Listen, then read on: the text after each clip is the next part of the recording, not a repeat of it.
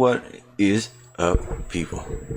Just felt like yesterday. Oh yeah, I was on yesterday. How you guys doing? So it's gonna be a fun one today because I'm in a good mood again. No real topic to discuss. Mainly just wanted to kind of continue on where we were at yesterday, where it's just flowing and talking about whatever topic comes up. I did want to cover a couple things that I've been hearing lately, coming across the wires, so to speak. It's just it's kind of hard to explain. So I've been frequenting a lot of the flat Earth Discord servers and kind of just hanging out over there, talking to them and shit. Let me get this. You guys can hear double time. Okay, so but it's become very clear that there's a new breed of flat Earth that kind of just completely washes over the fact that it's all 100% questions and no explanation. At what point are we not understanding that that's probably the most important part, the being able to explain it? So everyone knows, the link is in the bunker. Also, I sent out a shit ton of invites to the bunker, so there's going to be quite a few more people there. But if you end up in the bunker and you do not have roles that everyone else has, don't be surprised. Don't cry. I don't care. It's for my safety. Like I said, this bunker was more. I wanted it to be more top secret, right? Just a joke. But I realized I got like no flat earthers in here, and we'd like to give them the opportunity to be able to speak up and say something, right? So what I want to do is, hang on 1 second. I gotta just make sure my phone is off because I'm about to. My alarm was actually just about to go off. So 1 second. Okay, cool. Yeah, I wanted to talk about that. So I did see Jose's. I started to watch most of Jose's live stream, and I'm gonna put this screen there. And I really want that Aaron guy to show up. That guy is weird. I don't even want to debate him. I just want to laugh. I'm not sure. That guy. That's the same guy that got stuck in the hangout that one night. So as far as I'm concerned, that dude, he's always good in my books. And at least he makes a conversation. I'm not going to say interesting. Half-ass interesting. Let me see. Get rid of my Discord because it makes me lag. And anyone else that wants the link, just let me know, and I'll get it to you if you are not in the Discord area. But yeah, this whole idea, because we kind of touched on Coriolis at the end of the live stream yesterday with Chris, and one of the things that made it was very clear to me, and also hearing Jose's stream last night was the fact that you literally have to ignore knowing what the Coriolis is. You have to come at Coriolis as if it's a physical thing, a physical object in which anybody can, decide or whatever if it's real. Go ahead and put the link out there now. Now that I got the new way of doing the hangouts. Thank you, Jose. And so basically I wanted to have that conversation about it because it's like this. It goes, it's not even like when we're talking about Coriolis, it's not even like gravity. I'm gonna make sure. Montreal, can you hear me? I want to make sure. Can. Yes. Okay. You can hear me? Can you hear me, Sean? Yes, I can hear you. Yep. We're good on this side. I'm using the new voice meter, Potato. So if it's low in the chat, let me know if I'm too loud, if I'm too low. If Montreal's too low, I can change it. So that way we're not gonna be running over each other or anything like that, or at least sounding like it in the chat. and then also I can now share crap, and you guys will be able to hear it. So I think I figured out voice meter. So if anyone needs any help, let me know, because I actually know how to set it up and what you need and why they always mess up all the time. So now that that's under the belt, I'll be able to do an upload about that soon. Let's see here.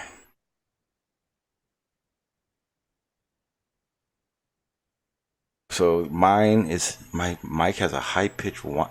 Are you talking shit? Or does it really sound something like that? Because I can fix it. Let's see here. Guys, I think I heard it. Hang on. So mine is, my mic has a high pitch one. Yeah, I don't hear anything. Thanks you guys. Thanks Jamie, and thanks Wombat. You guys make me feel so good. But yeah, it's one of those things. What's up, Ali? How you doing, sir? How's Mike? Good. Before I forget, let me get in the chat and say what's up to everyone. Let's see, what's up, Carl? What's up? What's up, Grizz? Ali, you're here. What's up, Carl? Jose in the house. Be safe out there, Jose. I know that storm's pretty much gonna be rearing up on you guys in the next half day or so. Yeah,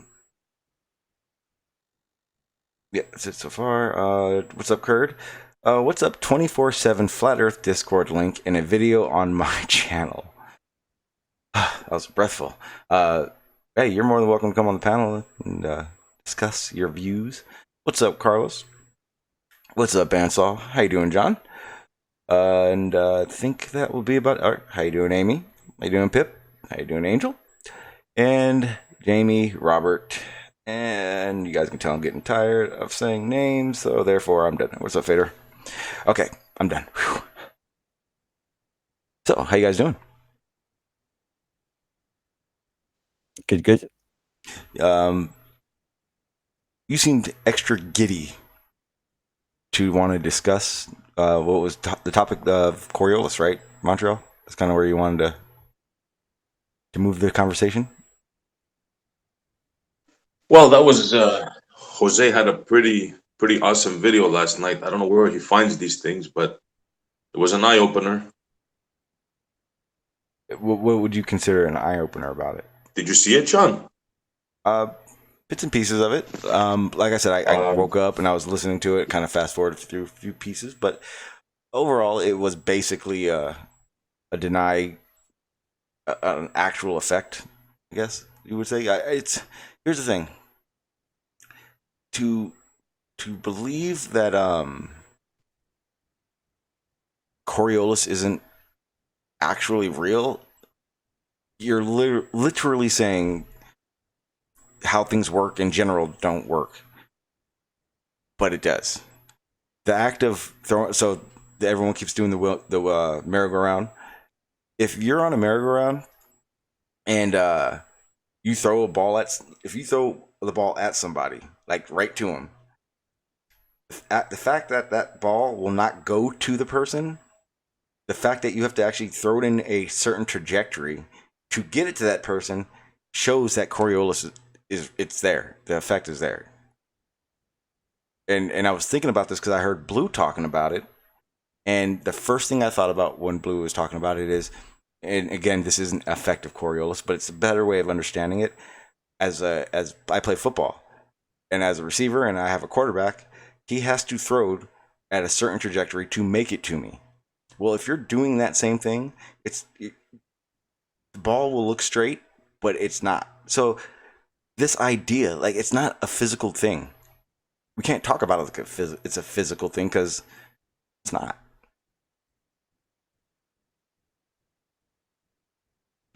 I think that's where part of the confusion comes in.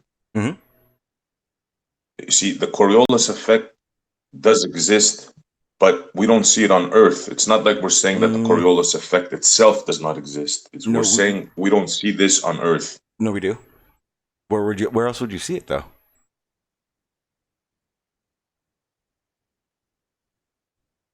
That's just it. Where do you see it on Earth? Okay, but well, if we don't see it on Earth, then where did this Coriolis come from? It'd have to be something we observed. That's a good question. I don't know. Somebody observed it while spinning. I really don't know the answer to that. You can shoot. You can go out to a firing range with a rifle, and show the effects of Coriolis. You'll have your target if you shoot dead at your target at 1,000 feet or 1,000 yards. I'm sorry. You're going to end up having, and you know how to sight, and you use I call it a clamp, which keeps the gun stable. You're going to see a certain grouping depending on whether or not you're shooting east to west. East to west. In hurricanes, and I heard you guys were kind of talking about tornadoes. Tornadoes don't run under the same guides because the weather systems that create a tornado are so much on a smaller scale than a hurricane is. It can go in any direction based on whatever pressure system whatever way the pressure system forms it for a tornado. A little different from a hurricane. I had heard you guys talking about it, so I just wanted to say that part. But it's like I said, Montreal. It would have to be something we observed to be something. Period. Even when we look out into the universe, the reason why we're constantly looking, constantly trying to figure things out is the idea that we do use our known science to come to conclusions with our observations. That's true. It happens. And also sometimes it creates a web of incorrect theories, I guess you would say. But again, those get thrown out. Those go away. Because if they don't work, get rid of them. Now, I'm not really sure where general. Did you see the part where? Mm-hmm. Sorry to cut you off. No worries. Go ahead. Go ahead. Oh, I was going to say that there's another interesting part where. There's a bit of lag. Okay. Yeah, there's lag. I can hear it. Yeah. Yeah. Well, it's also because I'm on a. Let me do this. I'm going to back out. I'll be right back. Just refresh. Make life easier.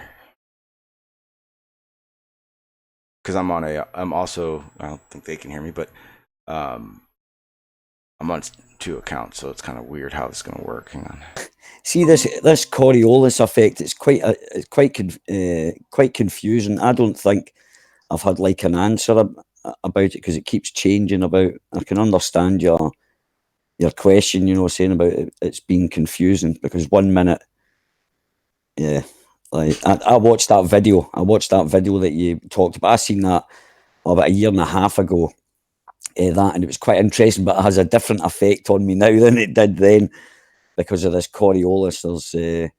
It's quite funny that the only real is the observer, the person that is not in any reference frame at all, like observing it. And there seems to be this thing that they do on the roundabout with throwing a ball. It's only observed like that, so it's an observational, so it's like an observational supposition, or it's not really a scientific. Well said, Ali. Well said.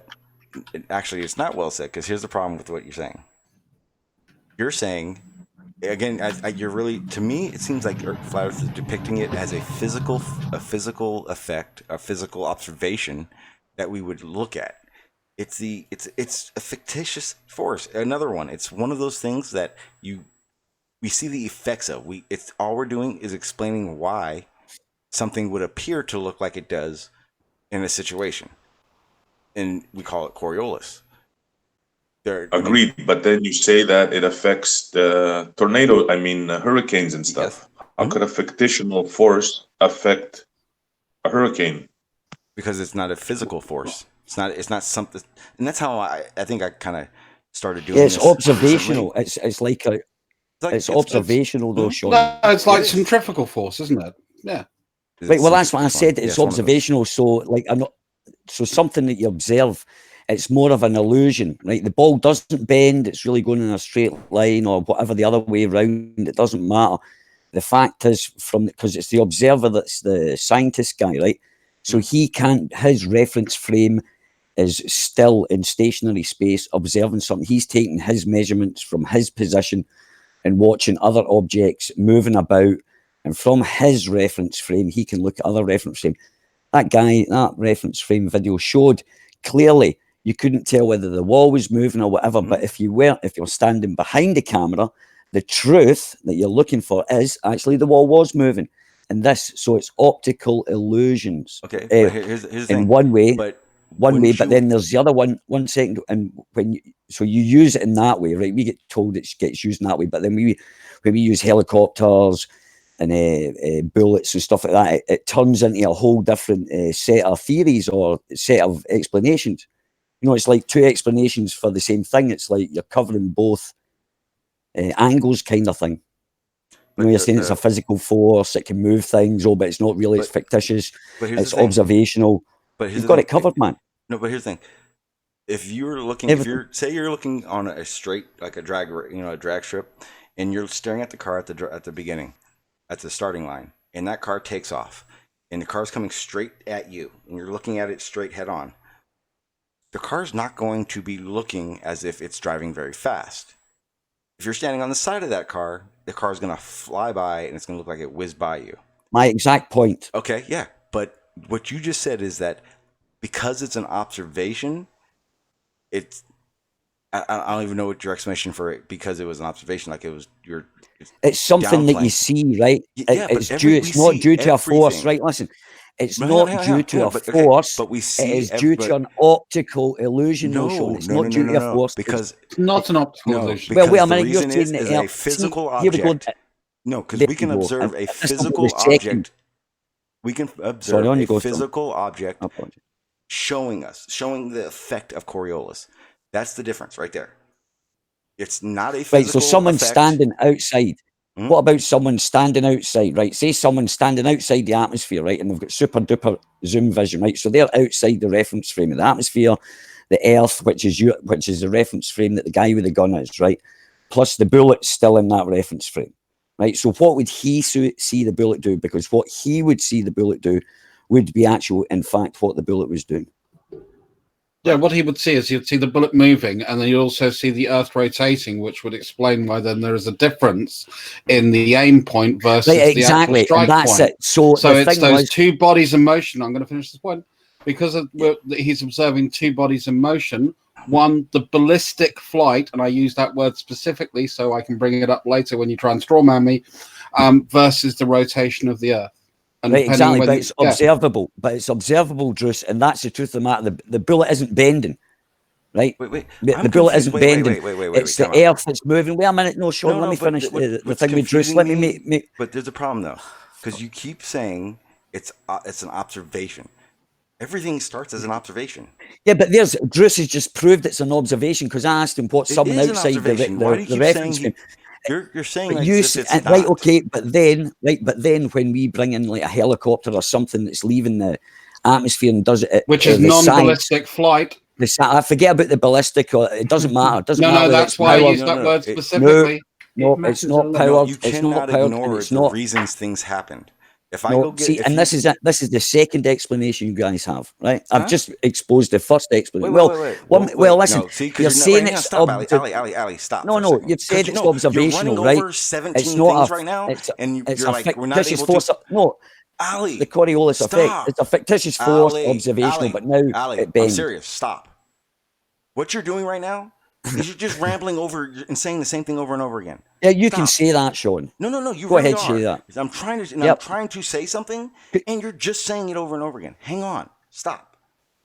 Yes, it's an observation. No, you haven't exposed anything, because all we've done is explain the observation of an effect due to the rotation of the Earth. What about that is fake? So the spin of the Earth has nothing to do with it. It doesn't affect the bullet in any way at all. It's the Earth and the atmosphere that's moving. So the bullet, you fire that bullet, it'll just keep going straight. But to an observer, they would think it was bending. But the guy from the outside the atmosphere will be looking at that, and the bullet will be going straight, just as Druss said, admitted. No, that's not what I said. You don't need. All right, say again. Repeat what you said again. See, here we go. That's the best part. And remember, it's recorded. Ali, that's the best part. God, Ali, that is the best part about the ballistic experiment. You don't need a second observer. And if you have a second observer, he's stupid. But the second observer is the target. The target shows But the observer's on the spinning ball. Okay, no. He's on a moving reference frame. You need to let him finish what he's saying, Ali, rather than butting in. Shut the up. Earth, the atmosphere that's the merry-go-round. The target is the second person. You're the first person. The bullet is the ball. So when you shoot at that target, you're aimed dead flush at that bullseye.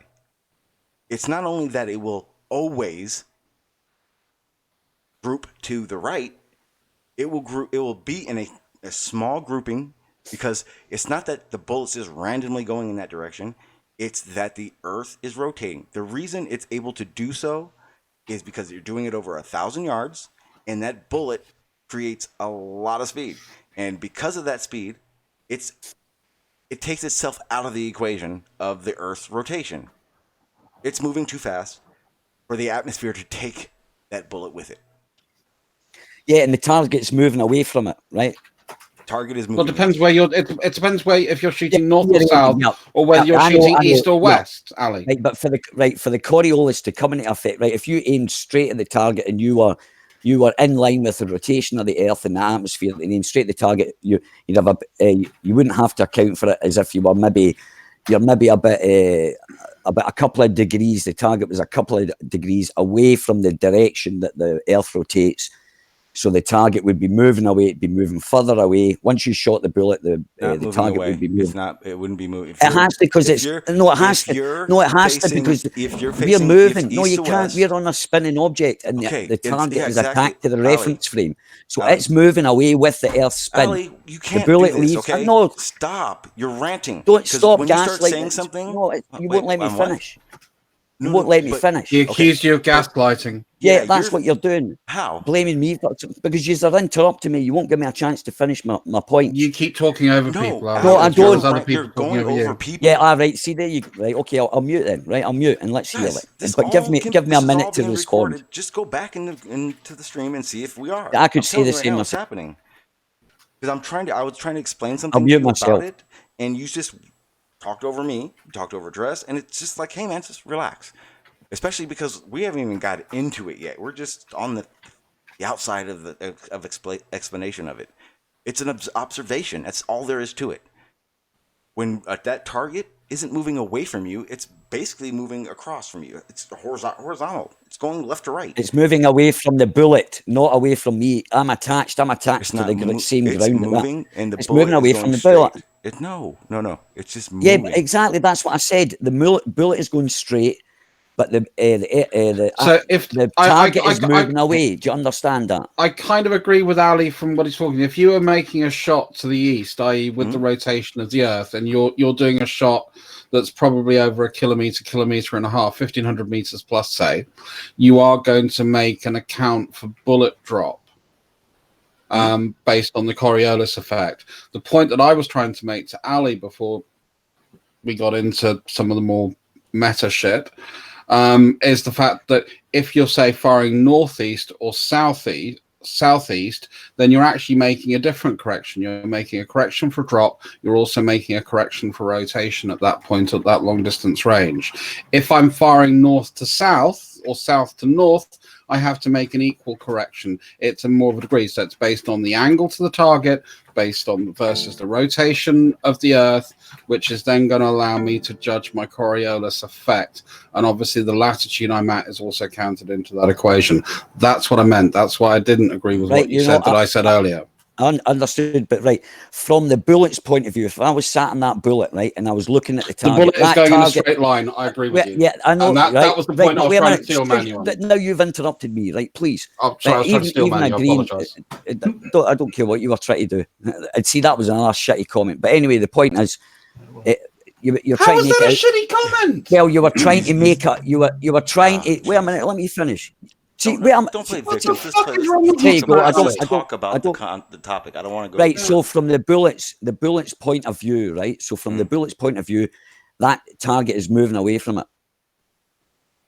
No. I'm not. Because, I'm, well, I it will has not to be. concede Has that. to be It can't because the target is on a spinning reference frame. The target is on the spinning ball. Sean, listen, let me finish. Okay, but here's the Let thing: me finish. Right. it's not See, there going. you The go. bullet doesn't go above or below the target. It goes left or right of the target. If it was going further away, the bullet would be under the target because the bullet's Right. dropped. Okay. Right. Okay. Right. Let me explain it. That's It's what I me that. equate from Yep. it. Okay. Right. Okay. Right. So I'm explaining it wrong. So if I'm standing on the earth, right, and I'm looking at a target, that target is spinning with me, right? We're spinning apparently at 1,000 miles an hour, or one rotation every 24 hours. But it doesn't matter. The fact of the matter is that we are moving, right? So I'm moving with the target. So that target's, to my eyes, that target's not moving, right? So now I get a bullet, right? Now I'm going to imagine that I can sit in a bullet. The minute that bullet leaves that reference frame of the gun, which is also rotating with the earth, right, it's going to go in a straight line, whilst myself, the gun, and the target will be rotating away in whichever angle the angle of rotation of the earth is. That's what I mean, right? Because we already What he agree just the said bullet is goes straight. indisputable. Yeah, What Ali exactly. just said is indisputable. What he just said is the Coriolis effect. Yes. And Yeah, and it's Yeah, observational. It's not if it were, No. On you go, that Montreal. is Now the you're doing Coriolis it, effect. Montreal. I'm telling you, you guys, and I've heard this. Like you guys keep. Chris did it yesterday too.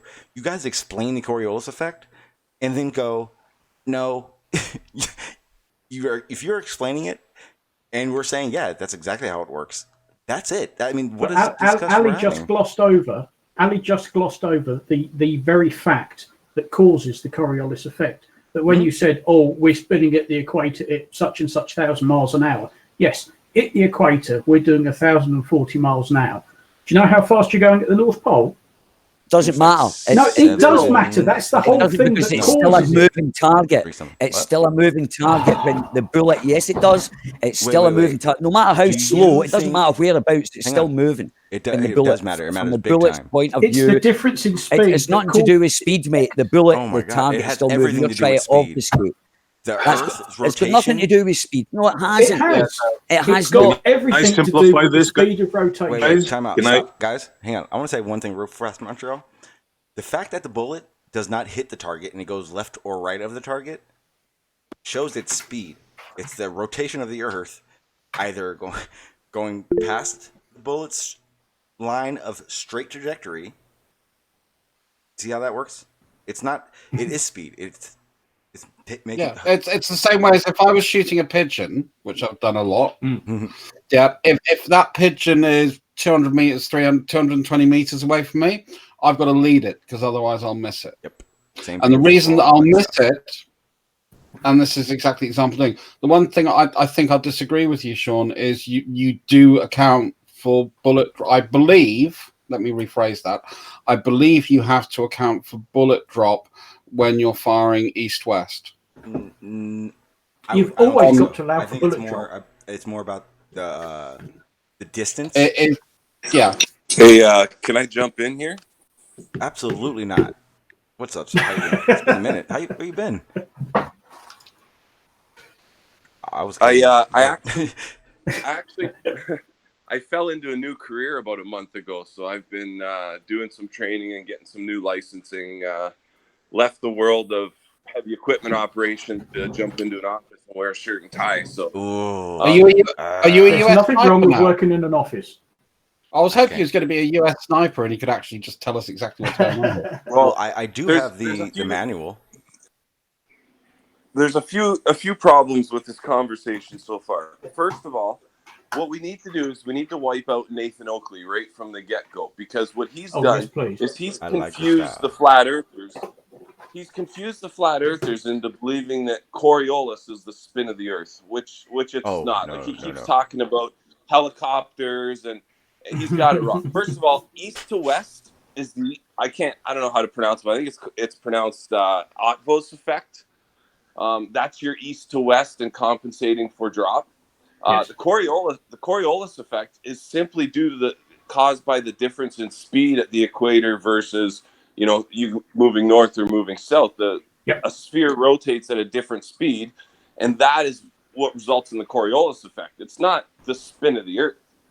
So we need to back it up and realize that, like, get these flat earthers to understand that The Coriolis effect is caused by the difference in rotation speed of a sphere. Because if you spin a globe on your desk and it's spinning at 1,000 mile an hour at the equator, you go up to like 60 degrees north and it's going to spin at 500 miles an hour. It takes so that less difference time in to speed go around. is what results in the apparent deflection.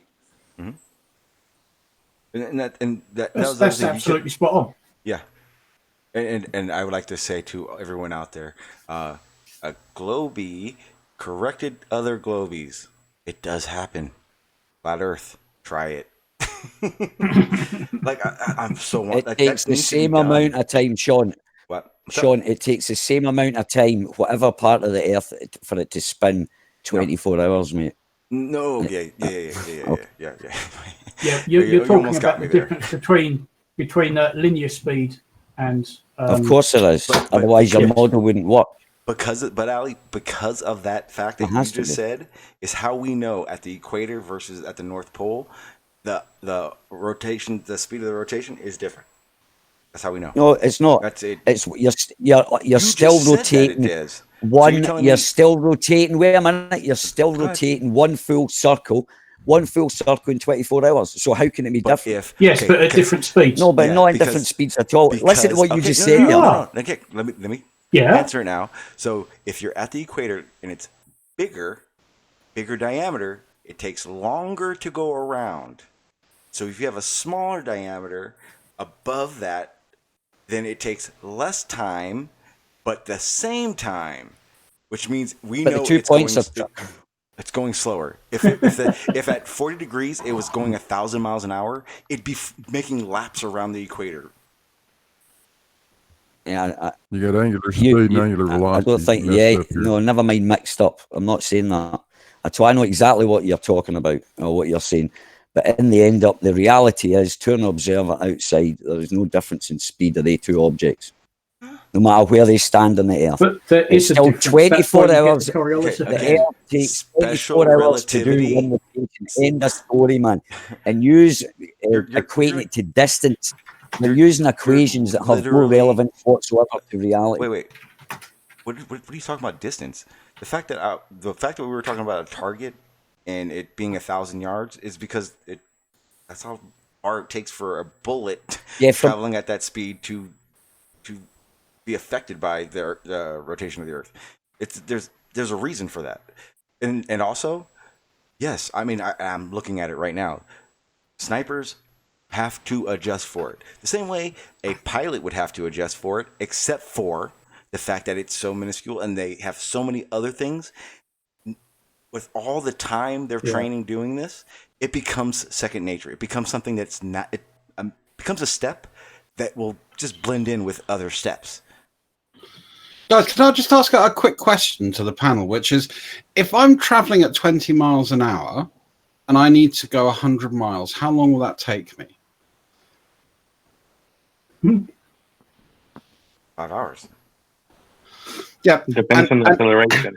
Yeah. It's just constant speed. So if I'm going at 20 miles an hour and I need to go 20 miles, how long will it take me?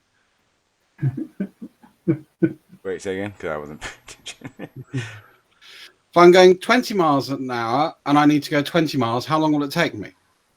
An hour. It'll take an hour.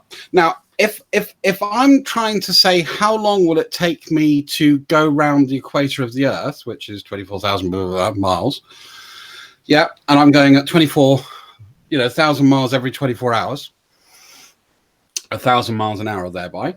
So I agree. That will take 20. You've got to be going 1,000 miles an hour at the equator. If I'm up at the North Pole and I can walk around the North Pole in about 2 minutes, I'm not going 1,000 miles an hour. That's why I don't understand Ali's point there. And I'm really trying to understand why he thinks it's the same speed. Because I'm assuming when he's talking about speed, he's talking about miles per hour, because he's not talking about angular rotation. All right, Do you want to know how revolution slow then. that is at the North Pole? Right. Well, so the speed, the miles per hour, you can't use that there because of the fact you're on it's a circular direction. It's an angular direction you're going in, right? The fact is that how long, right? Say I'm north of the equator, right, and someone's on the equator, and say I'm up as far as I can go, not in the North Pole, say just a little down from the North You're Pole. in Denmark. Someone's in, no, it's got to be a good fair distance, right? How many hours is a day for the person on the equator to the person up the top? How long does it take for It's one still rotation? 24 hours. 24 hours. Exactly, right? So But the, speed, but the what daytime and the happens, night you're bringing times in are distance. different. But you guys, you are bringing in distance, right? Where it's irrelevant to the speed. You understand? It's not No, about how the far. point was that It's you a were full. How you're does it? How equating long does it day take from and start night. to finish? Is 24 hours. Yeah, You guys but flinging the distance to you understand, complicate but it, right? Ali, To make it sound as if that you're traveling at a different speed around this the equator. Because you Because are, you Ellie. keep talking- And No, you're but wrong, you're is not. what we're See, you're talking not. about. In reality, you're Yes, not. we are. So You're why? not. So hold on, Yes, we I've just are. got one quick question. I've just got one quick question to go back to Ali. So why do you keep saying that the equator is spinning at 1,000 miles an hour rather than using fucking angular Because that's the rotation? ball earth. That's the ball earth rhetoric. That's just a habit I've used. But I'll say revolve one full turn in 24 hours. I can use that, but it doesn't matter. It's still the same wherever you are on the planet. 24 But hours. now do you understand why a full when rotation, you talk about speed and you okay, keep talking about 1,000 miles an hour and I say, no, this is about rotation, and But now then you you tell me agree. to shut up. Right, you agree. You know, Right, okay, right, fine, okay, poor you. But now you can agree with what I'm saying now. Now we're on the same page. You can understand what now I'm saying. that you've actually clarified what you mean, right, and okay, you've used more consistent let's language, drop that. Just say yes. but You it's a don't need point. and. You keep You making don't this need and point. do we You comments. keep making Just the say point. yes.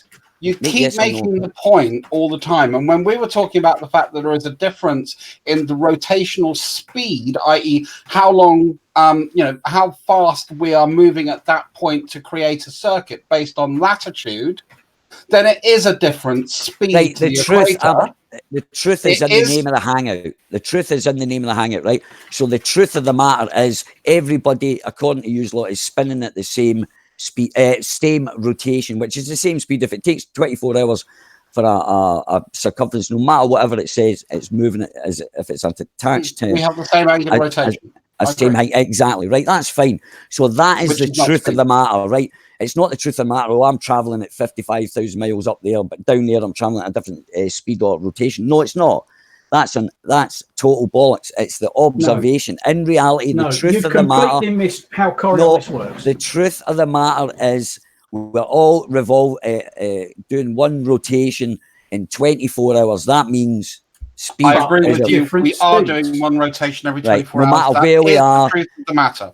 Where we are, so there's no point saying, "Oh, he's traveling at 55 miles an hour up there." It's irrelevant to the truth, the fact. It's just a wee. Oh, look at this funny philosophical tidbit we can discuss for hours and have discussions about and feel really clever, philosophizing. Yeah, I know. Ranting, dude. Yeah. Come on, because everyone's trying to talk, but we can't because you just keep going. So It's a stop. chilled rant. It's a So, chilled rant. Like I was saying, it's you're like, do you consider a day in your 24 hours, how long it takes? Are you considering that as in the sun's up in the night and the moon's out and all that kind of stuff? Because you got to understand, it takes the same 24 hours. My day is the same as someone else's day, but our daytime and our nighttime that we, the time we see the sun and the time we see the night is different. Nighttime. But the idea is, because of that, we know it's at different speeds. No, I'm talking about the rotation, so I'm not talking about Yes, sun so up, sun am I. down, Okay. moons and Oh, stuff. So it's Jesus 24 Christ, hours. Ali, you're 24 just hours. blowing I know over that's what what I I'm saying, said. and that's ridiculous. Literally, because But you just repeated what I just said for the last 10 because minutes. the rotation of the Yeah, Earth so there you go, end the story. with the Yeah, exactly. amount of sunlight you have during the day and don't have during the day, and the fact that we all have the same time, we all have the same day and next day, shows that it is rotating at different speeds. It just is. That's how it is. If you get a ball, and Druss made a perfect example of this, where if you I don't think you're you at the realise what equator, you're saying. how long Really. how long does it take you to walk around the equator Really? versus walking Yeah, around the okay. North Pole? I yield, right? You're right. You're absolutely right. What you say, I'm wrong. There we go. End of this conversation. There you are. That was good. I agree with you. There we are. You've done it. You've convinced Gentlemen, me. may I say something here? Absolutely. I got to mute my mic because the dog. You guys are really, thank you, Sean. You guys are really going in left, right, up, down. You're going into the weeds. This is very simple thing to understand. Forget it. It is a very simple thing to understand. That's why I don't get the confusion. The Right. further north and south you go, the slower in actual speed you're going on the Earth than at the equator. That's what causes the Coriolis effect. That's it. Well, just hear me out what I'm going to say now.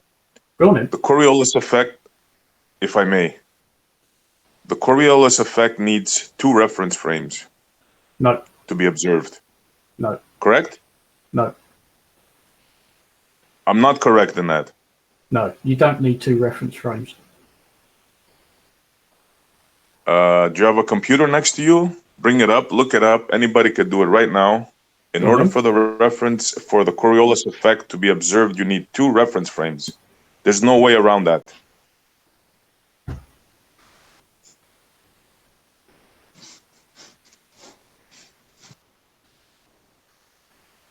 No. Well, I mean, whatever the Coriolis is affected. Sorry, guys, you're absolutely whatever wrong the in this. Coriolis is affecting is the first reference frame, and then whatever the viewer is, second reference frame. Is that correct?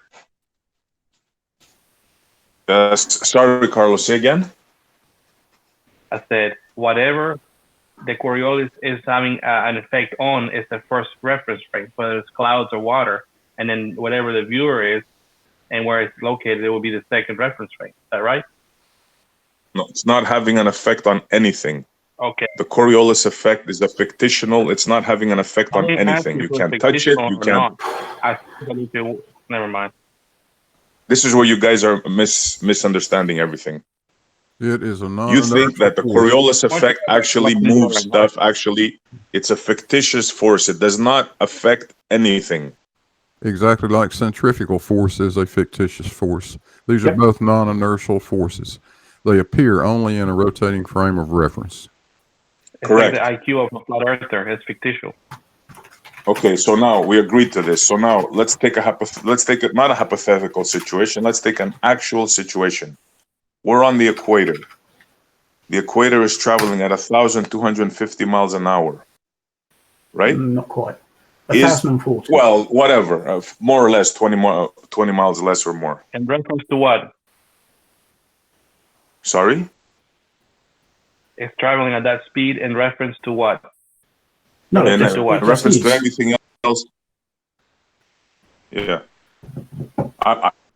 Listen, I'm explaining to you your system. I don't believe in this in what bit. I'm just explaining the current system of what you guys believe. Well, So no, you're not, because you don't need to reference frames. I'm on the phone. So you're disputing the fact that the Earth is spinning at the equator at over 1,000 miles an hour. Disputing the fact that you need 2 reference frames to try to keep up. It's turning at both 1,040 miles an hour and 15 degrees per hour. It's doing both of them at the same time at the equator. Okay, fine. Now, is the atmosphere spinning with the Earth? Yes.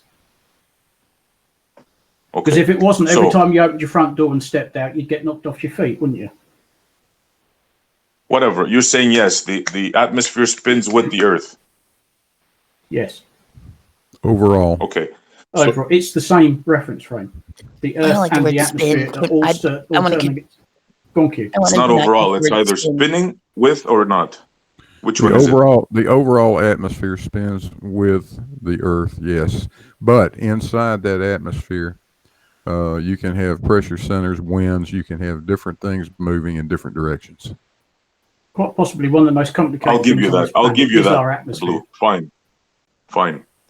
So now, the Earth is spinning at the equator at over 1,000 miles an hour. The atmosphere is spinning with the Earth. So we launch a hot air balloon. It's a calm day. What happens to that balloon? Follows whatever the air currents are doing at the equator. They're generally blowing toward the west. At the equator, So you just shot down the Coriolis effect. Right there cannot be a Coriolis effect. You didn't send the balloon north, or you didn't send it in any direction. You're telling me a hot air balloon rises. Okay, it's going to follow whatever wind currents is in. At the equator, that's probably the trade winds. It's probably going to get blown to the west, but that's just because of the wind. The difference I'm here saying is there's no wind. There's no wind. It's a magical day. There's no winds on that day. It's a magical calm day. day. magical day, absolutely no wind, it goes straight up. That's it. It sits there. Okay, and it goes straight up and it stays there, right? Yeah. So there you have no Coriolis effect. You just shut down your whole idea. In order Well, for it's the not Coriolis going north or effect south. to Why would happen, you need Coriolis two matter? reference frames. Montreal, Period. No. Montreal, you've got to have something moving to have the Coriolis effect. And when he says moving, he doesn't mean up and down vertically. I Did mean, you just hear what I said? You have to fire a rifle bullet, or you have to allow a low pressure system to pull air into it. In Montreal, you guys need to understand something. You're arguing against something that is applied when using, especially when you're using a sniper rifle at a certain distance, at anything over 1,000 yards. They're accounting for it. How do we know this? It's in their manuals. All that talk about, there's no talk of Coriolis in sniper manuals. I found them. I've been showing them. Chris ceded to it because I found this stuff. You can't say it doesn't exist. You're looking at it right now. You're looking at the manual that disproves you trying to disprove Coriolis. Literally. And to say it's I'm not. sorry. I'm just looking at a manual. What I see with my eyes are different. Okay, I can show you it applied. There you go, right there. Hang on.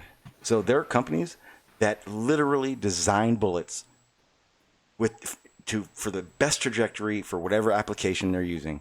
And when they do that, and they're testing over and over the different type of grains and the different type of bullets, they have to put all those things into effect. Everything. Coriolis. Well, I just showed you. At range, I just showed everything. That's how they developed that's how they developed the Lapeur round, isn't it? Which was the fact. I just showed you guys a real life example where that does not occur. No, but we're not showing an example. We're showing you examples of it occurring. Therefore, your examples may not show it occurring enough, but we're showing you where it's applied. You're showing me books and numbers with all due respect. Can I just ask you a question about your balloon example? Because I was downstairs serving dinner. Sure. Who's making all that noise? Yeah. I hear talking right now. Who's? Oh, man. I'm so sorry. So the question I wanted to ask is, how much distance did the balloon cover northwest, east, south? North, south, east, west from its starting point?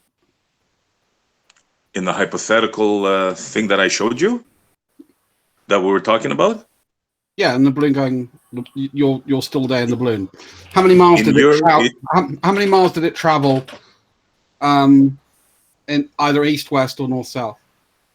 That's easy. In your fantasy La La Land spinning ball, traveling at 1,000.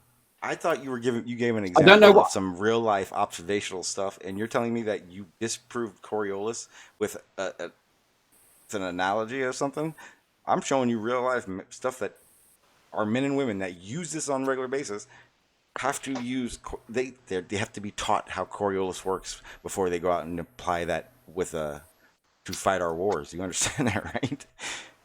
How is that? Yeah, I get that very well. Also, when a balloon goes up, you get that, right? It stays right where it is, so that shoots your whole theory underwater. You use a balloon. Well, 1 second, Sean.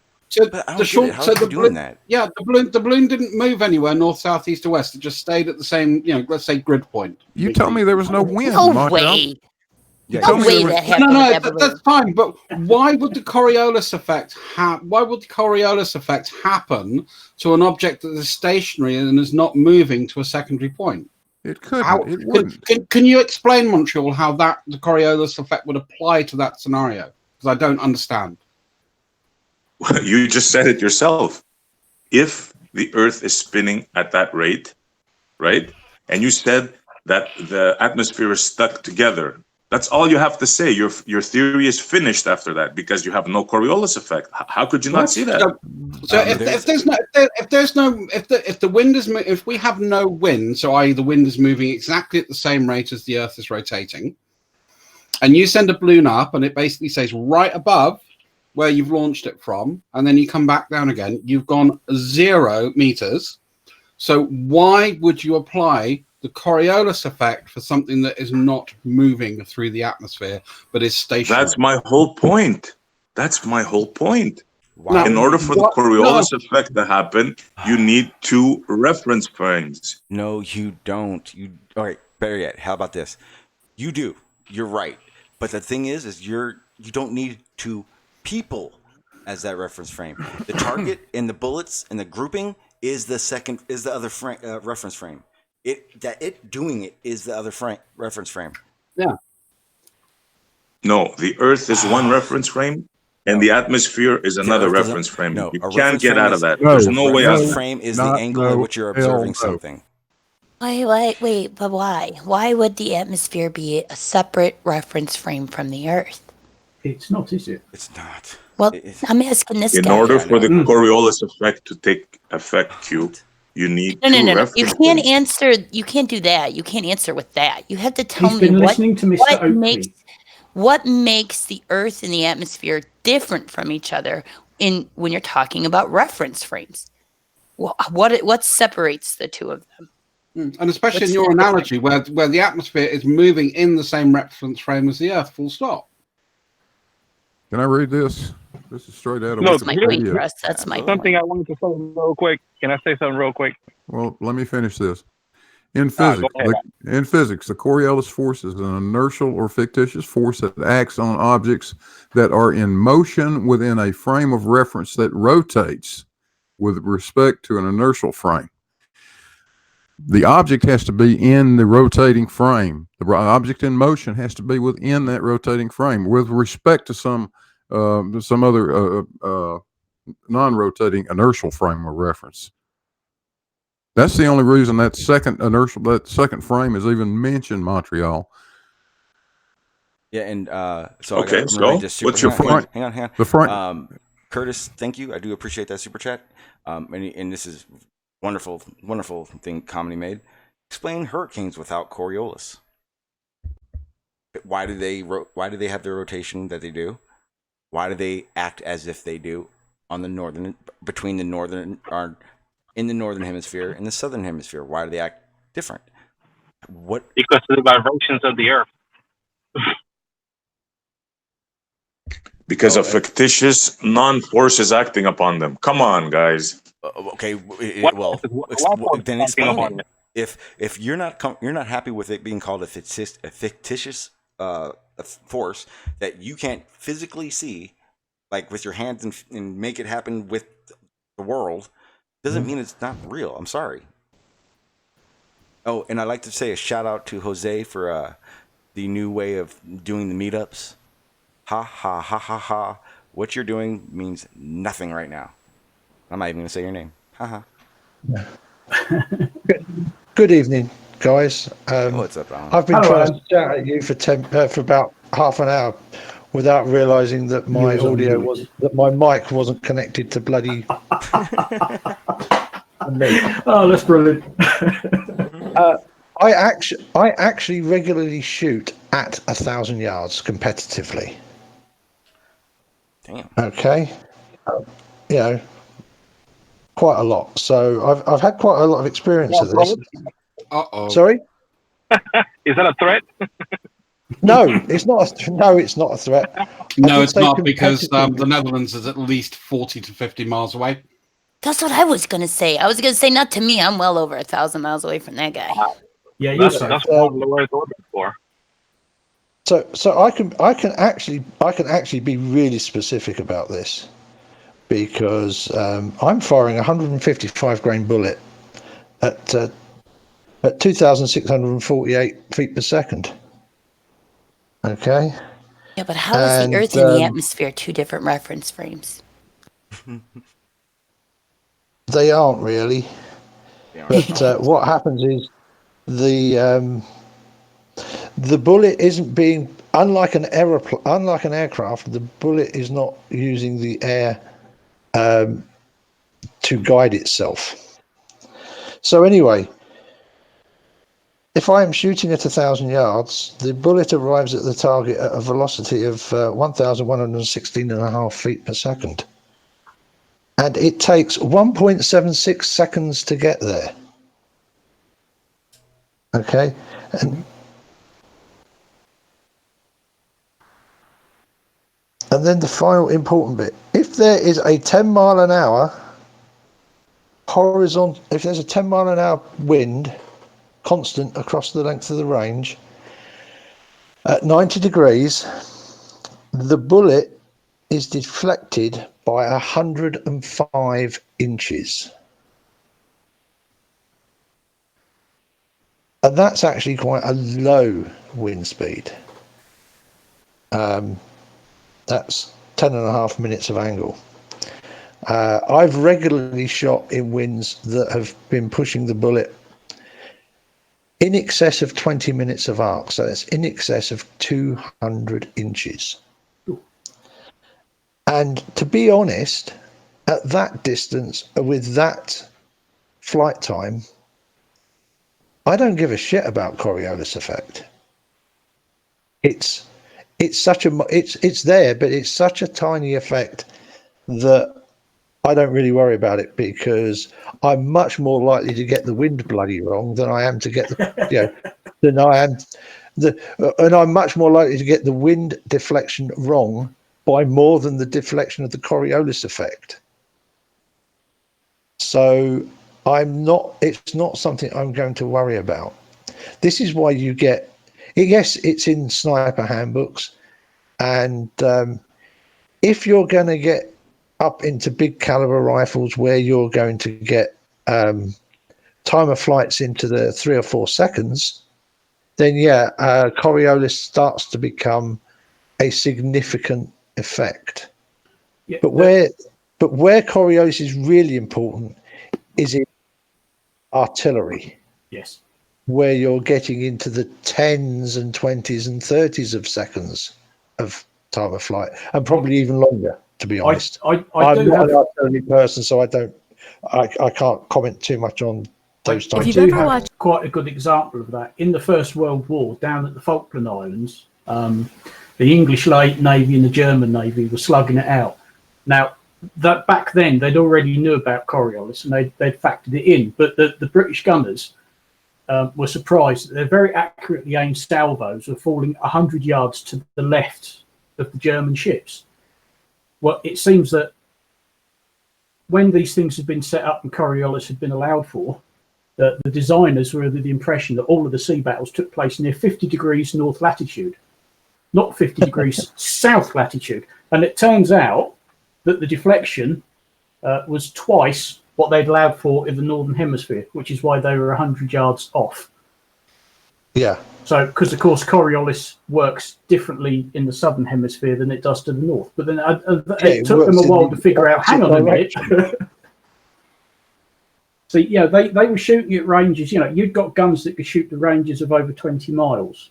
With a shell flight time of several seconds. Tens of seconds. Yes. So Coriolis. And they knew about it. Coriolis was important. They knew about it, but all their calculations had been done in the northern hemisphere, not the southern hemisphere, which is why they were, over 100 yards out.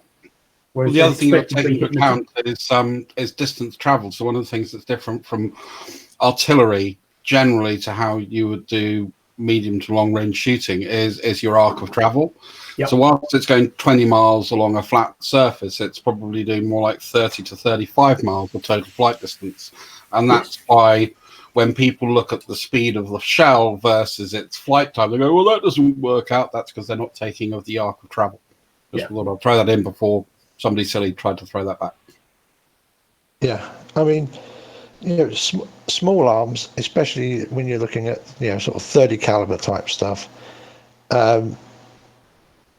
you just aren't shooting at a long enough distance that the time of flight is significant enough compared with the other effects that are out there.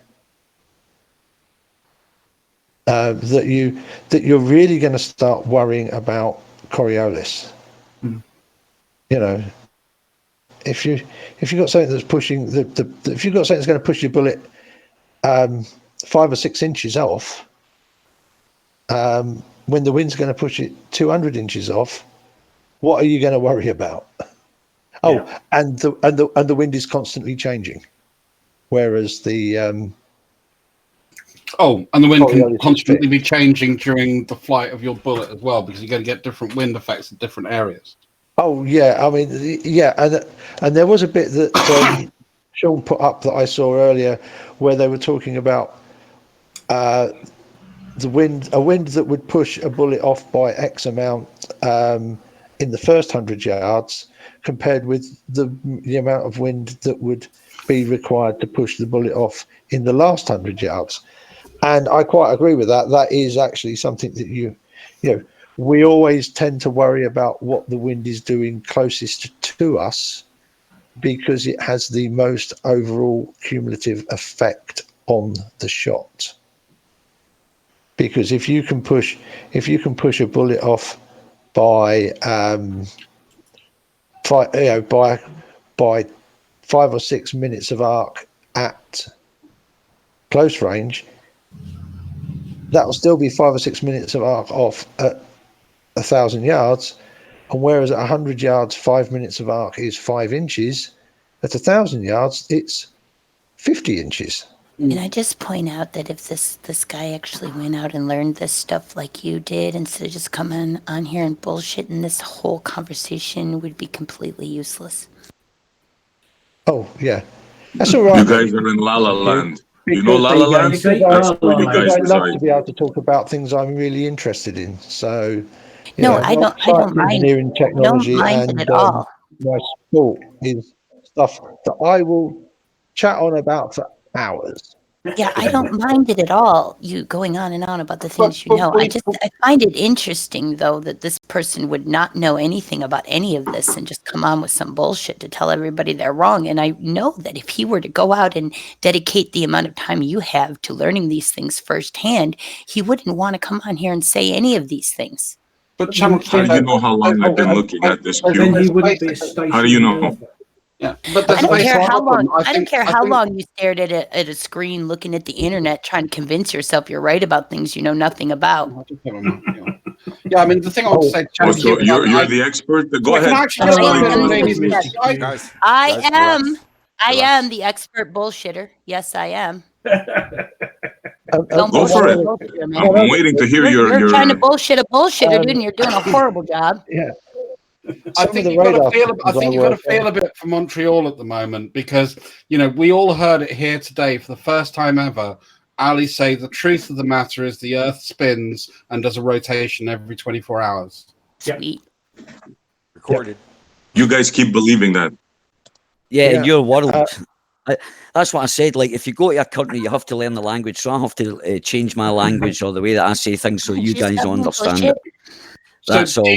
do you normally you say talk the bullshit. That's what I'm saying. So I have to return do it. you normally say that the truth of the matter, and then I don't believe this, and then say the thing you don't believe after you say, and the Yeah, truth of the absolutely. matter is? Absolutely, you have to, because that's what most of the explanations you get from a ball earth. Kind of 1 minute paradox. it's rotating, next minute it's that. It's just the same thing. So you guys should be used to it. Druss, you're talking to a Double flat speak. earther who believes we went to the Yeah, moon. exactly. Double think as well. They have a phenomenon. There's a phenomenon called double think. They actually say something, then contradict it in the next sentence without That's you. realizing, and then deny it straight away. I never denied it. I admitted it. Yeah, you. yeah. There's a big difference. I just admitted it. Just described yourself. Yep, exactly. I admit it. But other people are unaware that they do it, Yeah, so what? which Fuck is 'em. fascinating. That Well, that's doesn't a explain, like, fascinating if you're thing. aware of it, why you still pushing that's, bullshit? then? That's fascinating. Well, I'm just having a bit of fun and stuff. I'm actually Oh, enjoying so this you're just out here wasting people's conversation. time? Yep, No, that's what he does. I'm not actually wasting fucking people's I think time. we just got some more mittenses out There's of people Ellie. that might. Ellie's that- knitting mittenses. But the people might. There's some people that might think, oh, wait a minute. The guys that are going against me or whatever, they're talking bullshit. Their explanations are bullshit. They're shoddy.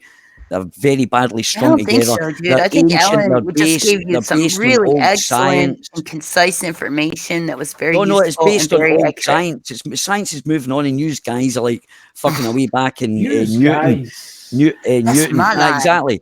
Away back in Newton and fucking, you were stuck on Aristophanes at the beginning. It was like this guy 10,000 years ago This is all was the proof delusion. that the Earth was a sphere and stuff like that. But now you guys, look, science changes all the time, man. You guys talk about stuff that are irrelevant to the science that's happening today. Like you're going about particle physics. It's not. It's energy fields now, man. You've got to keep up. It's all these Higgs fields and energy waves kind of thing. So you guys are talking. You guys are talking on a depth. That's trying. He's got a rope. You guys. And he's just pulling on it, trying to climb out of the hole, but the rope's not attached to anything. So he just keeps pulling the rope. The funny thing is, you guys think you're experts on old stuff. You certainly are experts on old stuff, but you're talking about old science. Just keep pulling on that rope, Alec. Keep pulling on that rope. Flat Earth can't figure out Newton, and you want to talk about particle physics. Science moves on, guys. I'm sorry to say it, and you guys don't keep up to date with the science debate, man. Cool. Talk about projecting. It does. It progresses all the time. It's hilarious. We're in the realm of energy fields. Please, science is moving into energy fields, so it's not about the particles anymore. You guys are still talking about particles. But you still think the Earth is It's the effect. It's the effect. Ali is right. Listen, they're talking about plasma fields now. It has Listen to what he's saying. Yeah, but what does it have to do with the Coriolis or the flat Earth, guys? Come on. Exactly, all that stuff, all that science. You guys science just proved that Tahiti was this bullshit, dude. What's up? Well, the point is the science that you bring forth, it's all old stuff when you talk about it. Right, it's all old stuff, and I'm sitting here thinking, you're just full of shit these again. guys know nothing. You're just being full of shit. It's not. I've just explained to you. Particle physics is going down the pan. It's all about the effect. Okay, but what does that have to do with the Coriolis? What does that have to do with Coriolis? It's about the science that you're presenting. It's about you guys are stuck in the past. You're talking about old stuff. It's irrelevant. Okay, well, explain to me how the atmosphere and the Earth is separate reference frames. Tell me what separates them. Like Schwarzschild's equations and Lorentz variations and all this stuff. It's all old stuff, man. That's an interesting question. Was Einstein a particle physicist? Oh God, you guys want to talk about that? You really want to? You really want to get in the hole with them? He was what do you call it? He was a guy. He was a philosopher, shall we say? He was talking about things and ideas that you can't prove. You can't prove black holes and stuff like that. Yeah. Einstein, all this kind of stuff. Aristotle. It's all philosophical. It's all fictitious forces that he deals with. Fictitious forces. Well, when I push and you, put names to him. When I force you and over, you're gonna be pulled down by some gravity, dude. So it's not a fiction. And energy fields and all this kind of spaced out Star Trek-y stuff, man. That's what he's talking about. That's what he did. Right, but so give it a second in my brain to go. Ali, maybe. So actually, let's bring it back onto topic. So, do any of these people that talk about, or at the cutting edge of energy field science, do any of them support your view that the Earth is fucking flat? That's irrelevant. I think that proved my point. Thanks. That's totally irrelevant. What Ali is telling you guys is there's new stuff on the horizon. You guys are back to 1915. That's what he's trying to tell you. Where are you with your flat Earth idea? How far back does that bullshit go? Wait. I think that's a little hypocritical. If that's the case, why don't you guys explain to us how or what we've missed in science? Make a point that I can't turn right back around on you. You missed a whole lot of stuff, Sean. Like what?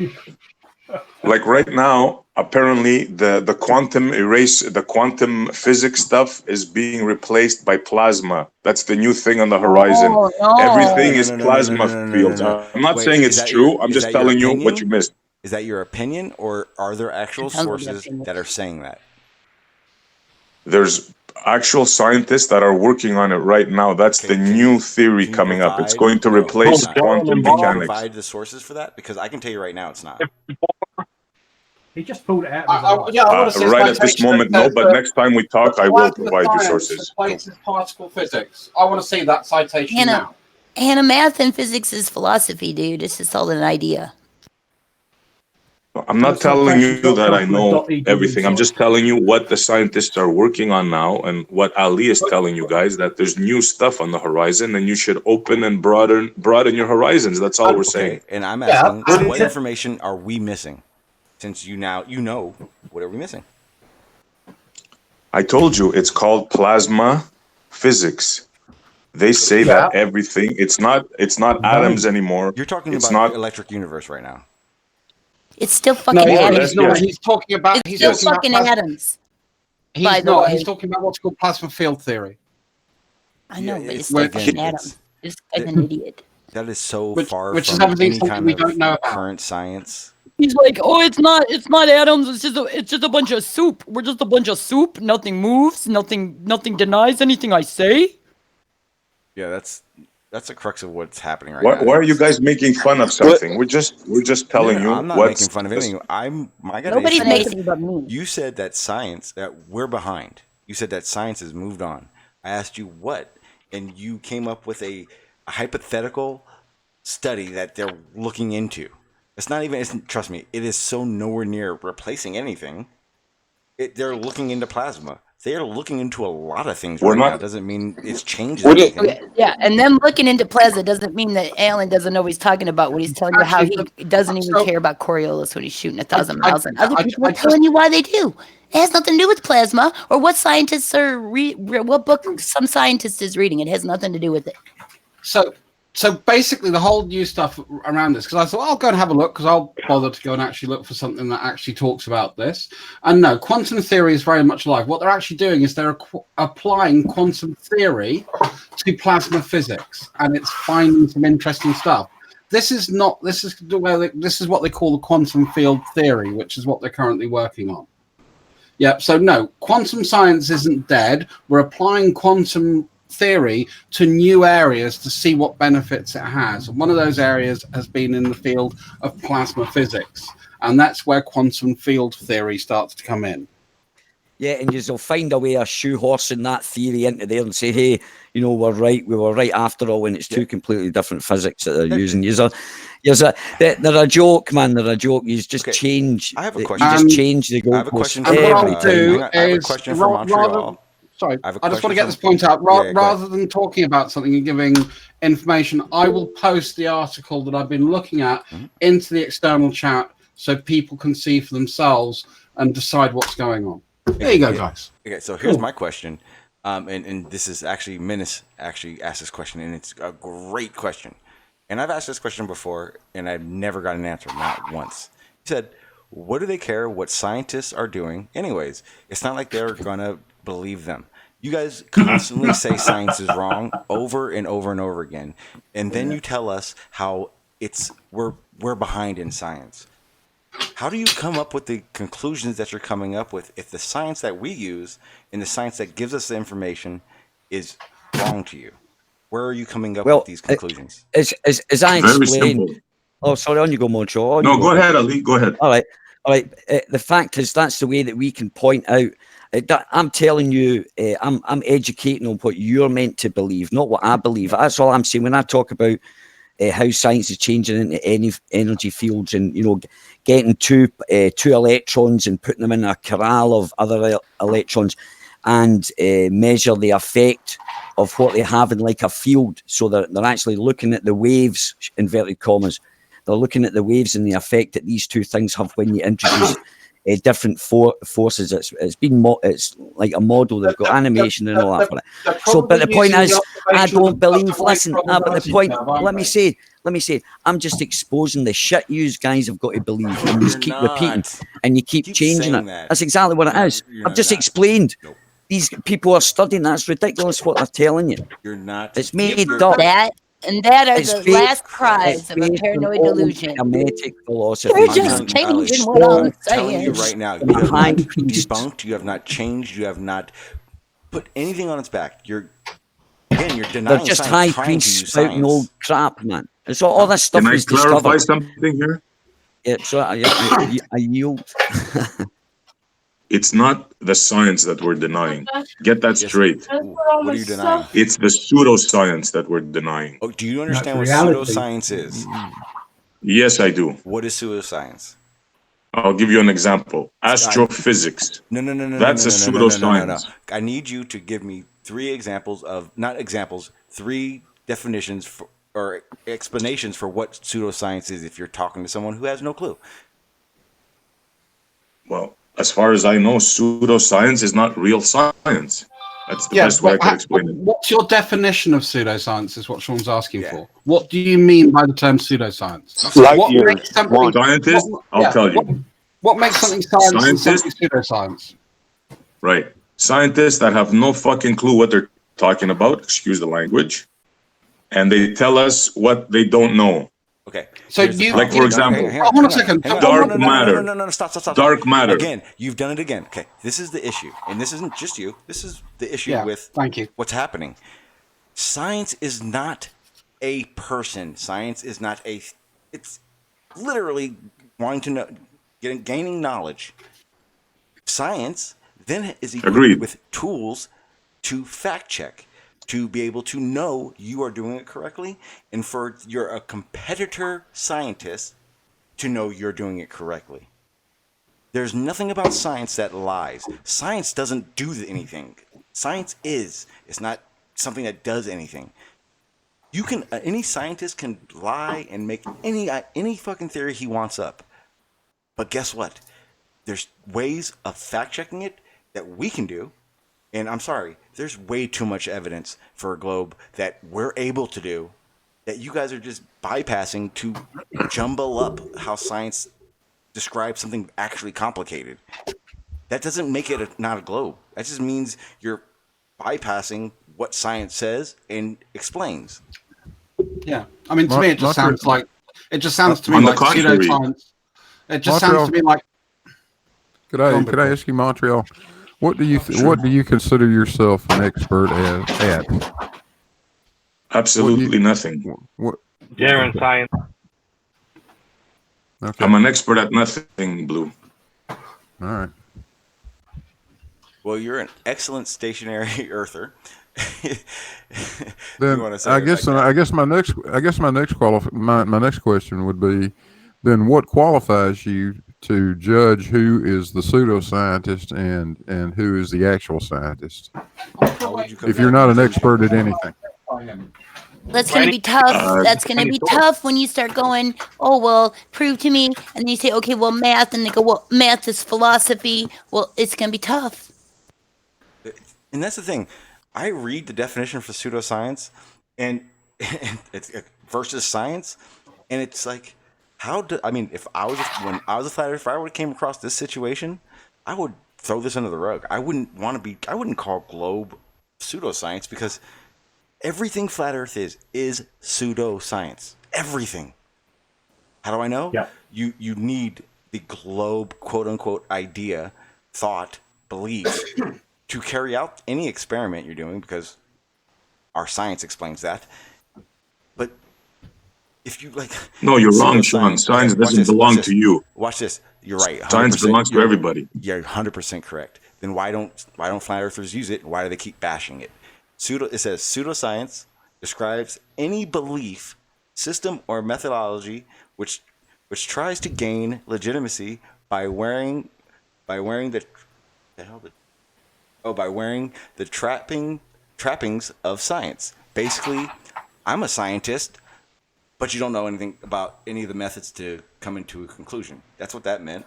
Then it says, but fails to abide by the rigorous methodology and standards of evidence that mark the true science. Pseudoscience doesn't have a fact-checking way. There's no way to fact-check anything. You can't make sure whoever's using that form of science is doing it correctly. It's another way of saying we would need more observations, more evidence to gather to make a conclusion of something, where pseudoscience says my belief and my logic is enough. It's not. Because if it was, we wouldn't have tools to help us learn, see, run. I mean, you name it. You said you wanted 3 examples of pseudoscience: Hubble telescope. Oh, you know what that reminds me? I mean, ISS, Hubble telescope, and light years. There you go. Why are you just naming what? Stuff? That reminds me. What just happened? I got a new tool album to buy. Pseudoscience. My bad. No, we wanted your definition of what pseudoscience Well, first of all, the Hubble telescope is an object in space that is there. It's not a methodology of how to explain something. Either is the ISS. They're physical objects that are up there. Sorry.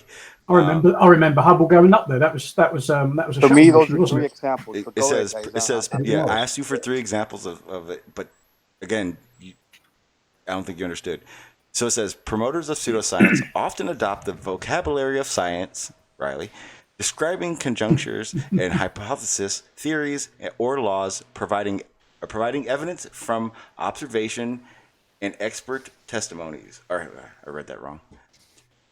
So they claim to follow all these steps, i.e., you guys know it's flat, and then it says even develop what appears to be a mathematical models of their idea, the AE map. However, in pseudoscience, there is no honest attempt to follow the scientific method. There's no attempt to use the tools to make sure it's done correctly, is what that says. Provide falsifiable predictions. Once you've thought about it, once you've expressed it, you can't say to anyone what's next. There's no way. You can't. You don't take the steps. Or develop a double-blind experiment. So basically, there's no testing. There's no experiments. It's basically your observation is good enough. Right, Sean, do us a favour. What are you guys? Although pseudoscience is designed to appear scientific, i.e., you guys are seeming like you want to figure something out, it lacks all the substance of science. All right, what to you? If you define for everybody, what, in your opinion, what is the scientific method? What actually is it in your opinion? What do you think it is? That's the science. If I said, "What's the scientific method, Sean?" Easy. Right, okay, go for it. Right, explain the steps that you would go through to adhere to the scientific method. Do you want the steps or what the scientific method is for? Which one? No, the steps. Right, what you have to adhere to come to a scientific conclusion. Yeah, you go through the steps, right? First, I do this. Second, I do that. Okay. Blah blah. 1, 2, 3, 4, 5, 6, 7, 8, 9, 10. Whatever you want. How many? But what would you do? How would you do it? No, explain it in simple steps. Ellie, you want to do science? Or you want to make it you're not Sean. I was asking Sean, that's all, and it's not a gotcha. I just want to understand. So, if I know what you think, Blue jumped in. Are you going to say, or Farmer's Boy? Are you going to say in the same way? No, but you're still going. Is the point? Okay. So the scientific do you know how many scientific methods there are? I'm trying to. So if you want me to explain what the scientific method is, it's a way for me to know I've taken all the necessary steps to come to a conclusion of reasonable facts and evidence. Now, what are they? Okay. I walk outside, the fucking sun hits me in the face, and I'm trying to figure out why. Why the fuck is that thing so bright? That's step 1. Now, I'm going to do some background research. I'm going to figure out is it an object in the sky? Does it last 24 hours or is it half a day? Is it the reason, blah, blah, blah. Then I'm going to construct a hypothesis. There's a burning fireball in the sky that makes that warm feeling on my face. So what do? I'm going to do this over days and days to make sure that is the object that is doing it. That's me testing the experiment. I'm going to test it every day. I'm going to make sure that is what is doing it and it's not something else. Then I'm going to analyze the situation. I'm going to know how many. By that point, I'll have enough data to know how long that burning object in the sky is going to be beaming on my face heat. Then what I'll do is I'll realize I was right. That's the sun, because that's what I named it. It lasts 13 hours of a day. It is the object that burns my face if I stare at it. Hypothesis tested true. Now, when you go do that, when Alan goes and does that, when Big Blue goes and does that, guess what? That would basically be the scientific law. It's standard. We know that's not going to change. We know that's what we're seeing. There you go. Now we have a staple or a board or a starting point for any other scientific endeavor we want to understand. So you observed something, you made a guess at what it was, you tested out your guess, and then you came to your conclusion. Or you tested it out multiple times, and then you came to your conclusion, yeah? Yep. And that's the scientific method. That is a basic. For I gave you an you, example that's of using the that's how you scientific see it. method to identify what Yeah, well, I burns just my wanted to face. know. I didn't want a case. It was just I wanted to know what it was. But that's basically what it was. What I said. I asked you a question. I said, "Do you want it?" Because no, it was nice of you to give me the explanation. If someone wants to know what scientific method is, it's a tool to make sure you've done these steps correctly, and to make sure anyone else makes sure their steps are correct. That's what scientific method is. It's a tool. Yeah, but I always ask him was just to find out what the steps you would go through. That was also, it was like observation, make a conclusion. Yeah, right. Make a conclusion, and then test your conclusion. Some people don't know the steps. So the reason I did it the way I did is so when I say the steps, then they also understand what that entails. No, that was good. That was good. Yeah, exactly. That was good at dumbing down for the rest of the ball earthers on the panel. That's simplifying it. Simplify it so they could understand it. So that was good. I think I dumbed it down for you, mate. Wait, 1 second. I think it's also important. Yeah, but I explained it in four. Sorry, I didn't realise I was talking. Right. Yeah, I know. Well, you should watch that, Druss. Because you were talking. You were talking. So I would actually maybe visit the doctor, get a vaccination. I'm sure they've got one waiting for you somewhere. You are at that. We can continue to go over the differences between pseudoscience and actual science, but understand something. Druss, that was clowny. I'm out here, Sean. Thanks for that. Druss, it doesn't matter. I'm finished anyway. I'll see you later. Good luck to you. Yeah, go on, fuck off. Yeah, blame Druss. Thanks, Druss. Yeah. Thanks a lot. Hey, I will Thanks accept a lot, the claim that Ali is leaving. No, I think we should all be grateful that he has gone. Fucking hell. Or I will take the applause that Ali is leaving. Yes, that's more like it. The point I want to make, Sean, before one second, this is really important because this is where Ali was going, and I knew where fucking Ali was going before Ali even fucking went there. That's it. I'm leaving. Druss. Oh, sorry. No, I'm just kidding. I actually like you, Chelsea, so I'd like you to stay because you're a bullshit girl. Not that being bullshit and a girl are particular attributes. Anyway, I'm going to stop digging my hole. Anyway, let me get back to my point. Let me get back to my point. You just got a boulder. Throw that shovel down. Yeah. Anyway, the point I want to make is that there is a difference between applied science and theoretical science, and this is where I think Ali wanted to go, because what he wanted to do was bash theoretical science. Wouldn't that so the whole philosophicals, right? The whole point of theoretical science is science we haven't managed to find a way to test it yet. We've got some really nice, elegant theories that seem to predict things, but we're not exactly sure why. So an area of that we used to have was particle physics. Particle physics used to be wholly theoretical. It is now practical. It is now something that we applied the full rigor of the scientific method to. String theory is theoretical science. We have yet to find a way to be able to rigorously test string theory. Hence, it's a theoretical science and not a practical science. Yes, sir. Done. That string theory is a big crock of, you know what? You ever hear Michio Kaku explain how wrong they are about their theories? That guy is the biggest quack in the world. You understand that, right? It's the first time I hear that. He's one of the top theoretical physicists out there. He speaks. He's a theoretical Michio Kaku?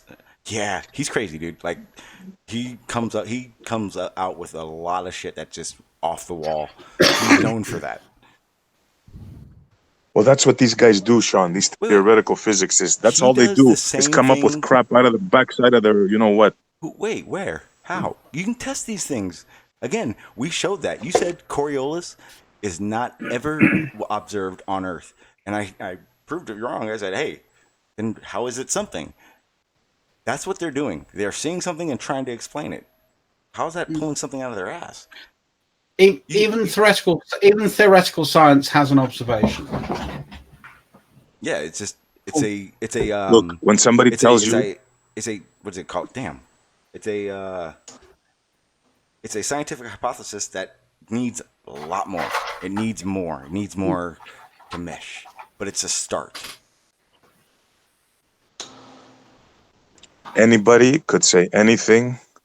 I could come up with a theory right now. Okay. And if I have enough credentials behind me, it's going to be talked about. How about this? Come up with a theory and run it by us. Let's see. So the reason I disagree with your point, Montreal. So let's take string theory as an example. And we can look at the origin of string theory, quantum theory, Niels Bohr's, all that kind of shit.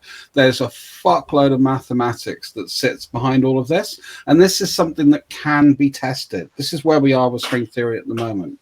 And you're right. I mean, whether string theory is right or not, I honestly don't know. It's a bit above my pay grade. But let's just assume that it might be wrong. So what we can do, all we can do at the moment with string theory is you can say, well, shit adds up. We have an observation. The theory seems to have predictive capabilities, but we can't empirically test it. So that's where we are with string theory. So it's not that it doesn't, it's just a whole lot of bullshit, because that bullshit would be picked up because the maths would be wrong. It wouldn't work out. That's the problem I have with your description of what you've just said. I hear what you're saying, Druss, but listen to what their theory claims. They claim that there's like how many different 7 different worlds, 7 different it folds, and they're talking about the different mumbo jumbo. Yeah, they're talking about different that's dimensions. the word. Yes, and these are mathematical constructs. Yeah. Do you think that those dimensions are actually physical or concrete in nature? No, that's my whole point. They come up with math that is absolutely means nothing. No, it means something. It means nothing but solve things. That's so let me ask you, Montreal. Montreal, what is your highest level of math completed? I can't add 1 and 1 Q together. My math is. Well, that's probably why zero. it's meaningless to you.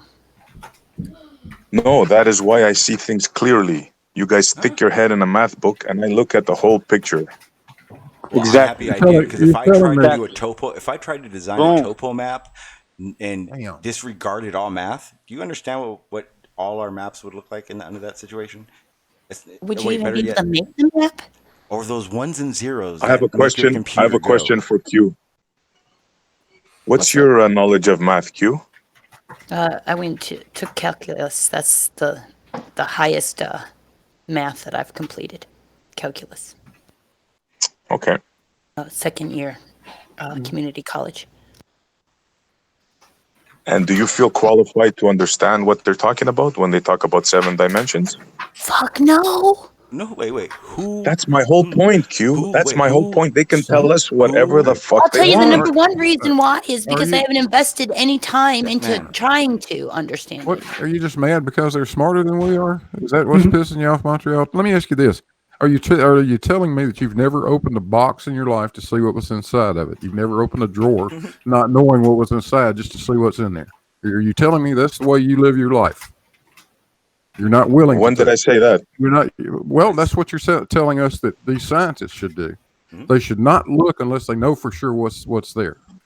No, I'm not saying that, Blue. The contrary. Look, but if you don't know what the fuck's in the box, don't say what's in there. Okay, okay, perfect. Okay, Montreal, do you know for a fact we are not rotating? I don't know for a fact. Then you shouldn't be talking about it. I believe it with every ounce of my body. You should not. Then you shouldn't be saying that's what's in the box. Yeah, you can't look in the box. Sorry. You can't tell us what's in the box. You can't tell us rotation. I'll give you that. I'll give you that. Okay, you got me there. Are you guys trying to convert him? Well, no. We're just trying to have an honest discussion. BlueMarbleScience. I was actually going to compliment you there, Montreal. That was a really fucking honest answer, and I really appreciate that answer. Because, like Channel said, I don't understand string theory. I don't have the maths to do it. You know, I have adequate maths, but it's nowhere near that level. Not even close. Yeah, that's my whole point, Druss, is that we don't know. But these people claim that they know. That's my beef. No, they don't claim they know. You're not sure they do. Point. No, they don't. That's the whole point. What they're saying is we have a theory. We have an idea. Some of this stuff seems to be working out. We're not quite sure why. That's where we are with string theory. But there seems to be something going on here that this math describes, and this allows us to make predictions, and it allows us to look at observations, and it allows us to quantify whether the mathematics behind the model is correct. That's it. That's as far as they've got. No one says they know string theory is a fact. In fact, I would challenge you to find anybody in science that says anything outside of an observation is a fact. Yeah, and plus string theory isn't, because they've had to actually throw things out and work it with I forget the other one, but it didn't work, so they had to fill in the gaps with observations and things they can test that did work. So now you get like super Saiyan string theory of hell or some I don't know what it's called, but the idea that like at one point you're going, science knows nothing, then you're going, science is willingly lying so well that they can make us think our observations are this. Doesn't make sense. Science. No, that's not exactly what we're saying, because science really doesn't say anything. It's the scientists themselves that come up with kooky ideas. What? And if they have enough stripes on their shirt. No. Are you listening to Flat Earth logic? Like, you're saying we're coming up with kooky ideas. How is that possible? Like, Flat Earth is as kooky as it gets. Excuse me. Yeah, hey, yeah, everyone, you're super low, Adam. So let everyone kind of just let Adam go, because he's like really low, and we'll all talk over him otherwise. Sorry. The thing is, science is something that we know at the moment, but is as well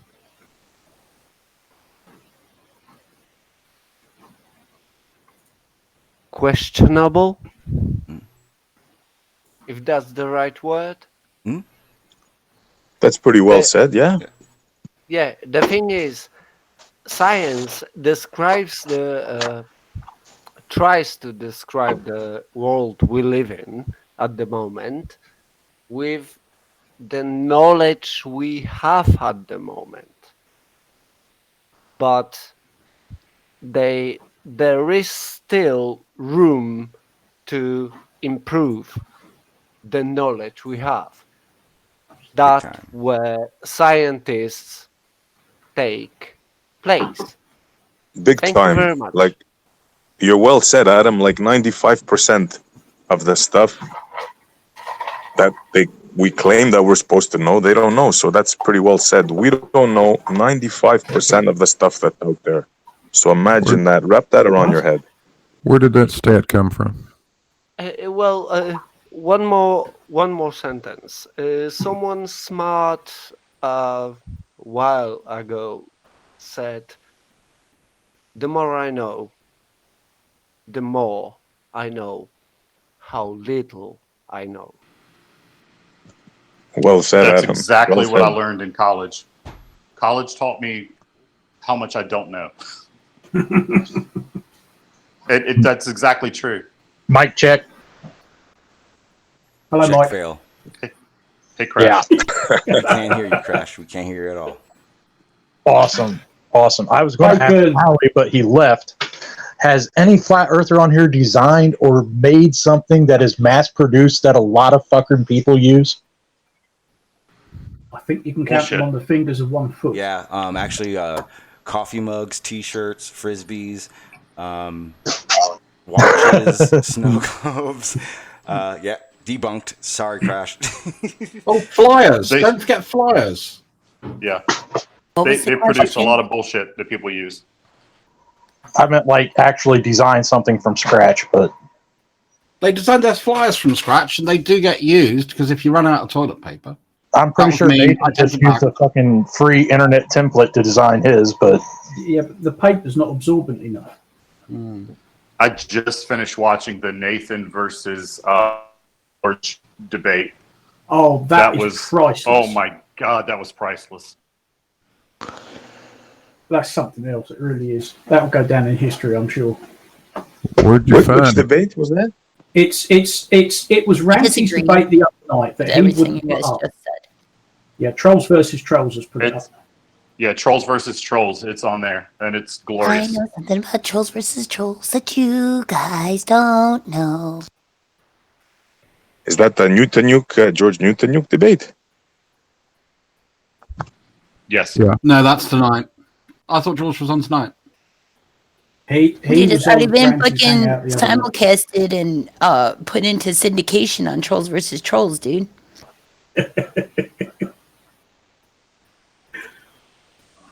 And he rage quits at the end. Nathan does. He just. It's nice. It's. If you want to see somebody completely lose it, and George just plays him all the way. I've never seen anybody in a hangout. Yeah, he was shaving. He got the electric razor out and he started shaving whilst Oakley's going off on one. He started shaving. I was dying laughing. Nathan, Yes. well, hell, Nathan, That let's made shut up. Nathan more angry. I made Tony Lily leave. Well, that's always a bonus. If anybody can do that to Lily, then yeah. Good on you. I made Tony George got that Lily idea for shaving escape. from Lewis. I did he? made Tony Lily escape Yes, he did. Lewis used to do that. a discussion. Why did Anthony quit? It was in Jose live chat in debate at Jose's. I think it was number 140 or 41, and then aftermath after that, straight away, when Tony first tried to shout at me, and I just let him go. And after I repeat my question, and still he could not answer, so he started to talk some gibberish, and then his acolytes stepped in, and Tony just disappeared. Hmm. He just ran away, and it was. I think you know my drawing of G-Force. Yeah. 0G plane. Oh yeah. I was in that hangout. Yeah. He just Because ran away. that's where he screwed up all his maths as well at the same time, and he was basically trying to assert that 9.8 meters per second was an exponential acceleration value when it's a linear value. Oh dear. Yeah. Then we went to aftermath, and he just disappeared. Actually, that's the point. I've got a bone to pick with Big Blue. How come he came and said sorry to you for calling you a moron and never apologized to me? Well, you know, that's Because Big Blue has a scary voice. there are skills. You know. Blue's voice is not scary. It'll put you to sleep. No, all I did was just. No, we're being talking polite. about Big Blue. No, Adam, we're talking about Big Blue, not you, with the scary voice. You do not have a scary voice, Adam. I hope you don't take that as an offense. But Big Blue's right. I mean, you know, I can hear Big Blue saying, I am going to smash your face in and kill you and rip your intestines out, and I probably would possibly fall asleep if he used his normal voice. That's why that's why he has Gladys, because Gladys has all the real kind of persona and stage presence that he needs to deliver his message. I gotta give him that. Watching his videos, I crack up with the Gladys thing. Good stuff, Big Blue. They're excellent videos, and you know, I've got mad love for you, bro, and I suspect you're about 12 feet tall, so I don't want to really upset you. Okay, let me throw a stone. May I? No. Okay. So, Sticks and what stones is... may break my bones. Oh no, sorry, I do not mean that. I mean like Okay, let me put a stick into the how do you call it? Throw a Stake wrench. into the ground. No, You want stake to throw into a the ground. wrench? You want to throw a wrench in the wheel? No, he. Oh, okay. Yeah. Wrench in the wheel. Okay. Spanner in the works. That's the one. What do you think are the black holes made out of? Plasma, plasma, plasma, plasma. Nope. Imagine you are being ripped off into the bits. Particles. They're going to be made of some form of particle. The question is, are you breaking down the atoms into quantum level particles, or are you still maintaining at the atomic level? If so, I'm guessing not much more than neutrons, maybe some protons. I would say somewhere about the level of the atoms. I would say black holes are some sort of really heavy atoms. You hear about what Ken Wheeler That's says, what Druss that it's just a said. toroidal field? You hear about that theory? Yeah. Okay, well, what's a toroidal field, dude? Teach me. What's a toroidal field, dude? Well, the way he explains it is take like a ring magnet, and the field emanates from the edge and goes into the center.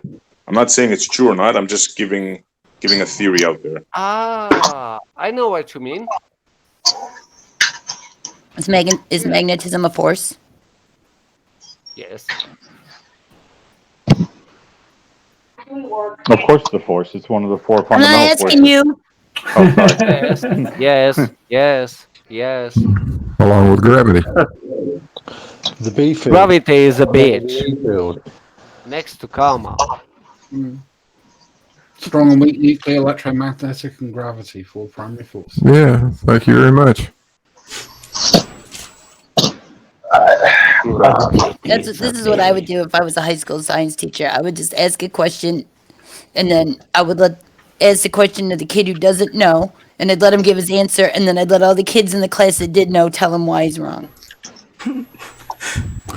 But not mean. That would make you a bad teacher, Q. I think it make me a good teacher.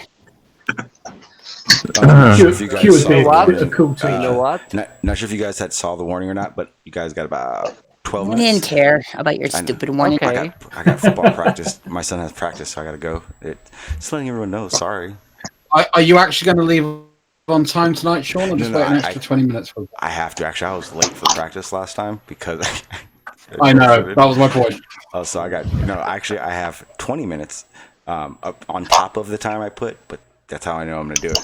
But I'm definitely, 100% going live probably within 3 or 4 hours from now. I'm going to go live a lot today. And I'm going to be on planar walks soon. What time? Okay. I don't know, maybe 40 minutes or some shit. I don't know. 36 minutes. I'll watch that. Yeah, 9 o'clock it says. I'm going to debate some guy.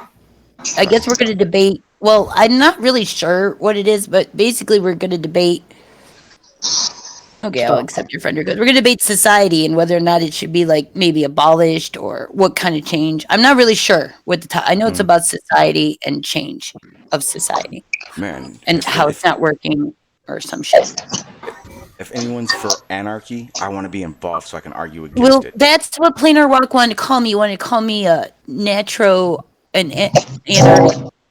wait. What did he call it? Anarchist. No, he wanted to call me a natural anarchist. Yeah. No, an anarcho naturalist or some shit. I don't know. Anarchy UK. It's He's like trying someone to- who he's wants trying to blend- anarchy among the people or some shit. Well, I think he's trying to, blend some kind of terms together to kind of cover what I was discussing last time on the show. Yeah, I think I was going to say, if I was going to call you an anarcho-naturalist, it would mean... Yeah, that's what it was. Yeah. So I would suggest he's meaning something along the lines of you don't want really a structured system of society, but you want more of a natural flow of how people work together in a community sense. Yeah, like samurais and shit, dude. I want to return. I want to return either one. I either want to return one to the golden age of Saturn, or to the age of the samurai, because that's when we can be civil. Oh, this is going to be a was the wonderful golden age of debate. Saturn? I can't wait. I think it very much depends which period of the samurai you're discussing, if I'm honest, channel. Because there's some bits that I you know, The dawning. What like hell the is a first peasant walk? the first 100 years. Yeah, that's a little bit better. It's still obviously mass warfare, huge amounts of slaughter, and pretty much continual civil war in Japan at the time. But I'll give you that. Yep. They were a bit nicer than when it was, oh, you insulted me. I've now got less than an hour to slice your head off, otherwise I'll be in contravention of the rules. Or it could have been worse, Genghis Khan times, and he was just like, F you, I don't like the way you look. Off with his head. Actually, Genghis was generally pretty reasonable. It's if you fucked him off that he made a message. That's why when he went. That's why when he went to Persia, he just killed everybody because they killed they killed two representatives. The first two representatives they sent over, and Genghis went, "Oh God, you're being a bit silly. Can you release all the other prisoners you're holding?" So they then killed all the prisoners and the two people that Genghis Khan sent. At which point he went, "Oh, okay, I've got 20,000 people with nothing to do. Yeah, go and sort it out." And that's pretty much happened. And he was given an order. So because of that, that's why they wiped out every town and city. Generally, if you surrendered, they'd be okay. If you put up any form of resistance, they would massacre the lot of you. Damn. Oh well, good time. Good thing we live in the times we do now. Mm. Look, Oh, and one of my favorite things. I think you guys are misinterpreting what I meant. No, I understand what you mean, because it was a very strict code. I mean, like, I feel like maybe we had to get a return to the samurai in order to get a return to the golden age of Saturn. You see what I'm saying, at? Because of where we are now. I don't Not sure the what the hell is golden age of Saturn is. Saturn. Yeah, what is it? Don't go Aristarchus on us. You guys need to go ahead and read the golden age, and you'll be freed from this whole. Did you just tell me to delusion. research? Damn it. Read. I told you to read. You could read it. Research. I mean, it's kind of play on words. Kind of. It's a period of time when men did not require governors or police because they understood what was important for life. Yeah, and they were Because shot, they beaten, and believed robbed all the in God. time. No, they weren't. There was no violence. No. Because they believed in God. Golden age.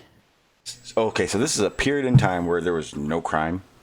Oh, Right. I know what you mean now. Then You're where was talking about the Greek Golden Age, aren't you? So this was basically yes, yeah, I'm with you now. Is this a Greek real to me. time? Yes. No. Let me do this again. Is it a real time? A time period? What I'm talking about, not. Well, he doesn't think so, but he doesn't know. But less. But if you are a Hellenic pantheist, then if you're a this is the Hellenic, time of the Spartans. if you're a Hellenic polytheist, then yeah, cool. I can accept your point. What did you just say? Thank you. Gesundheit. Don't worry about it. You don't need to know. Thank But I you. understand. That's okay. I'm sorry. I didn't realize. That's where I'm at. That's where I'm at. I'm at responsibility, maturity, big picture, and all of the stuff we fucking have learned throughout all of this fucking brutality and carnage that we've put ourselves through. It's time for us to take all of that knowledge from all of this carnage, end the carnage, and just prosper. That's a matter of responsibility and maturity only. This wasn't Can I ask you a quick question? I just got to confirm something. Are you a Hellenic traditionist? What the hell did you just say? No, I have a lot Man, of. I was a all woman. You can't talk to her like that.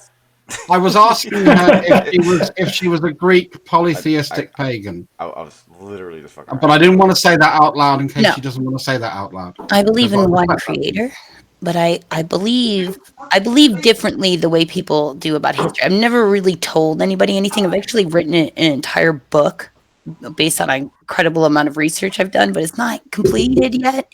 But I think differently than most people do about what they say about these periods in history. Like, for instance, you say it's not a real time, and I say it is real time.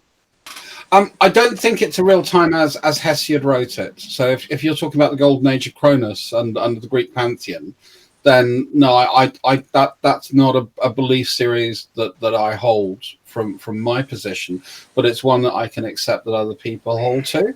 which was why I was asking the question. I think what you're talking about, and correct me if I'm wrong, which I know you'll be happy to, but I'm guessing you're talking about when we start to look back in time, we start to look at the fact that it was less of a masculine-dominated society, and there was a lot more equality going around with what we observed through the archaeological record. So that's where we can look at things like the Venus figures of Willendorf and various other figures that actually hold women as a point of reference Humanity. rather than a point of Well, servitude. see, I don't want to divide it into the sexes because the only reason why we're gonna say masculine dominant is because of the path that we took from there went to making other things or idols of things and making things dominant. We don't need to have any dominance. We can be dominant of ourselves because we all want to live, and we understand that we all have to like occupy the same space to live, and so we, you know what I mean? It's like.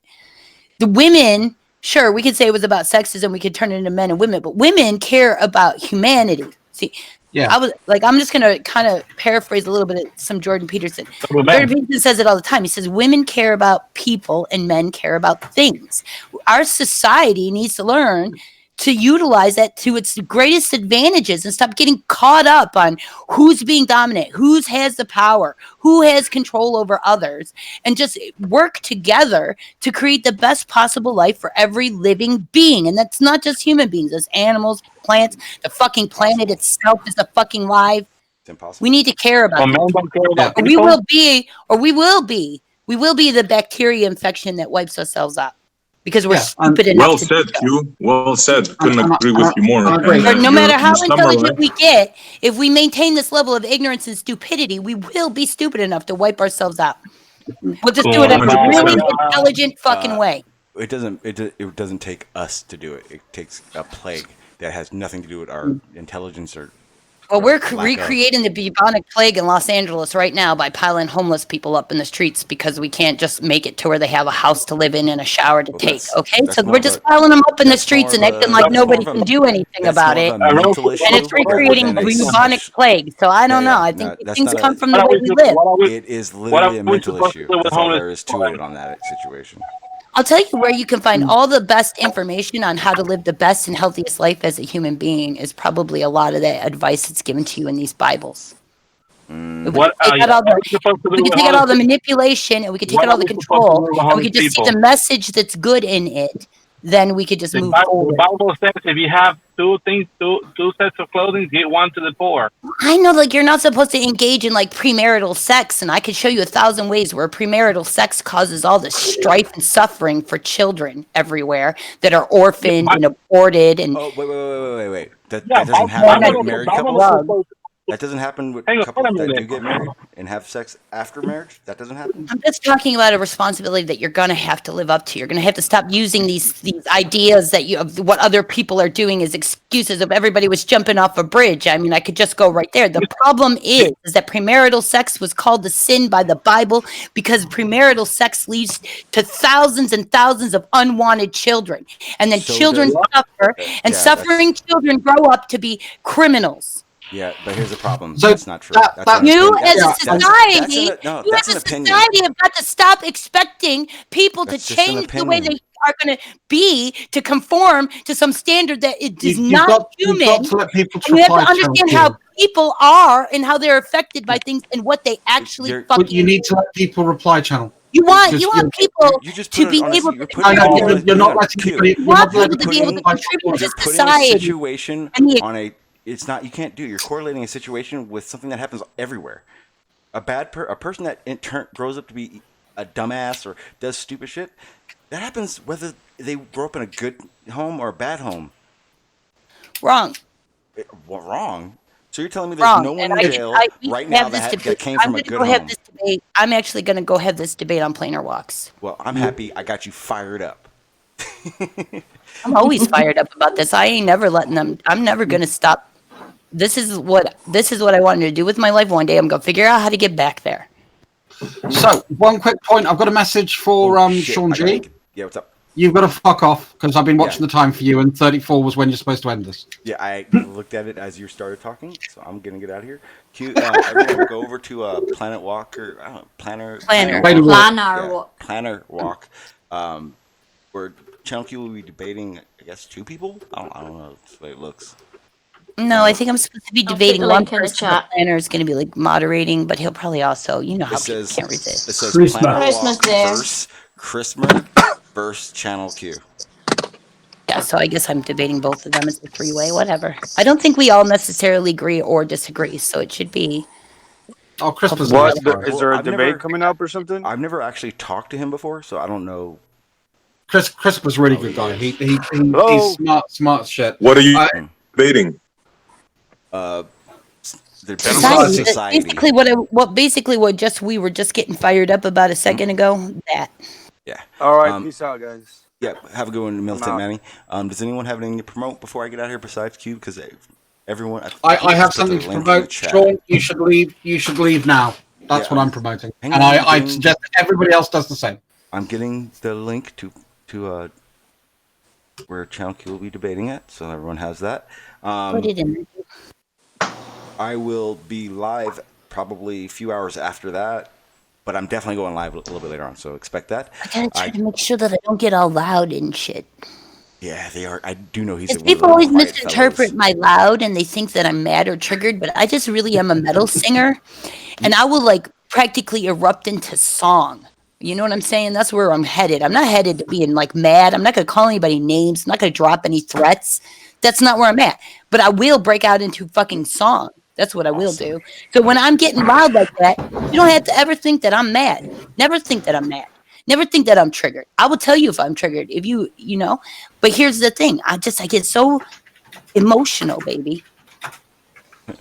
It's good. It's a good thing. But I gotta get out of here now. Q, I will see you over there, and probably talk to everyone else later. And yeah, practice. See you guys. I gotta get out of here. Peace. Bye, Sean. Bye-bye. Sorry about that. Later, Sean. Yep. Guys, I apologize for the rush, but like I said, I can't be late today. I do appreciate everyone that came on. It was a good, fun talk. Ali B kind of rambled in, but again, it does kind of solidify the point of where a flat earth is coming from when it comes to a lot of the science we're doing.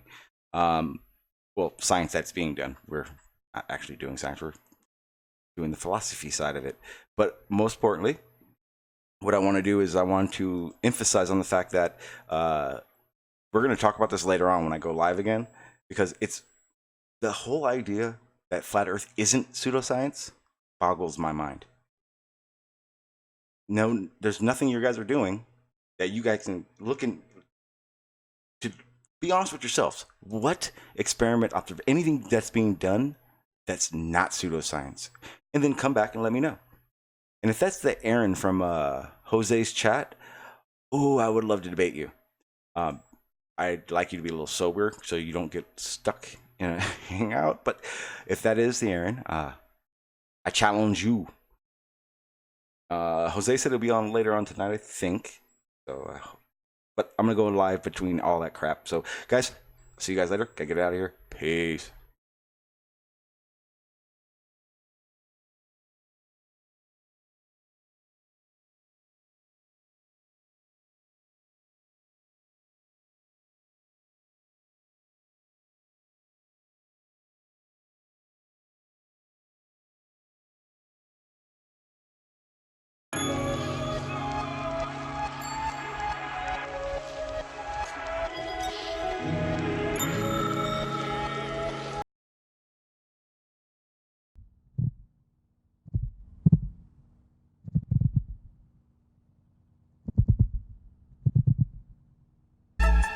If it disagrees with experiment, it's wrong. And that simple statement is the key to science. It doesn't make a difference how beautiful your guess is. It doesn't make a difference how smart you are who made the guess or what his name is. If it disagrees with experiment, it's wrong. That's all there is to it.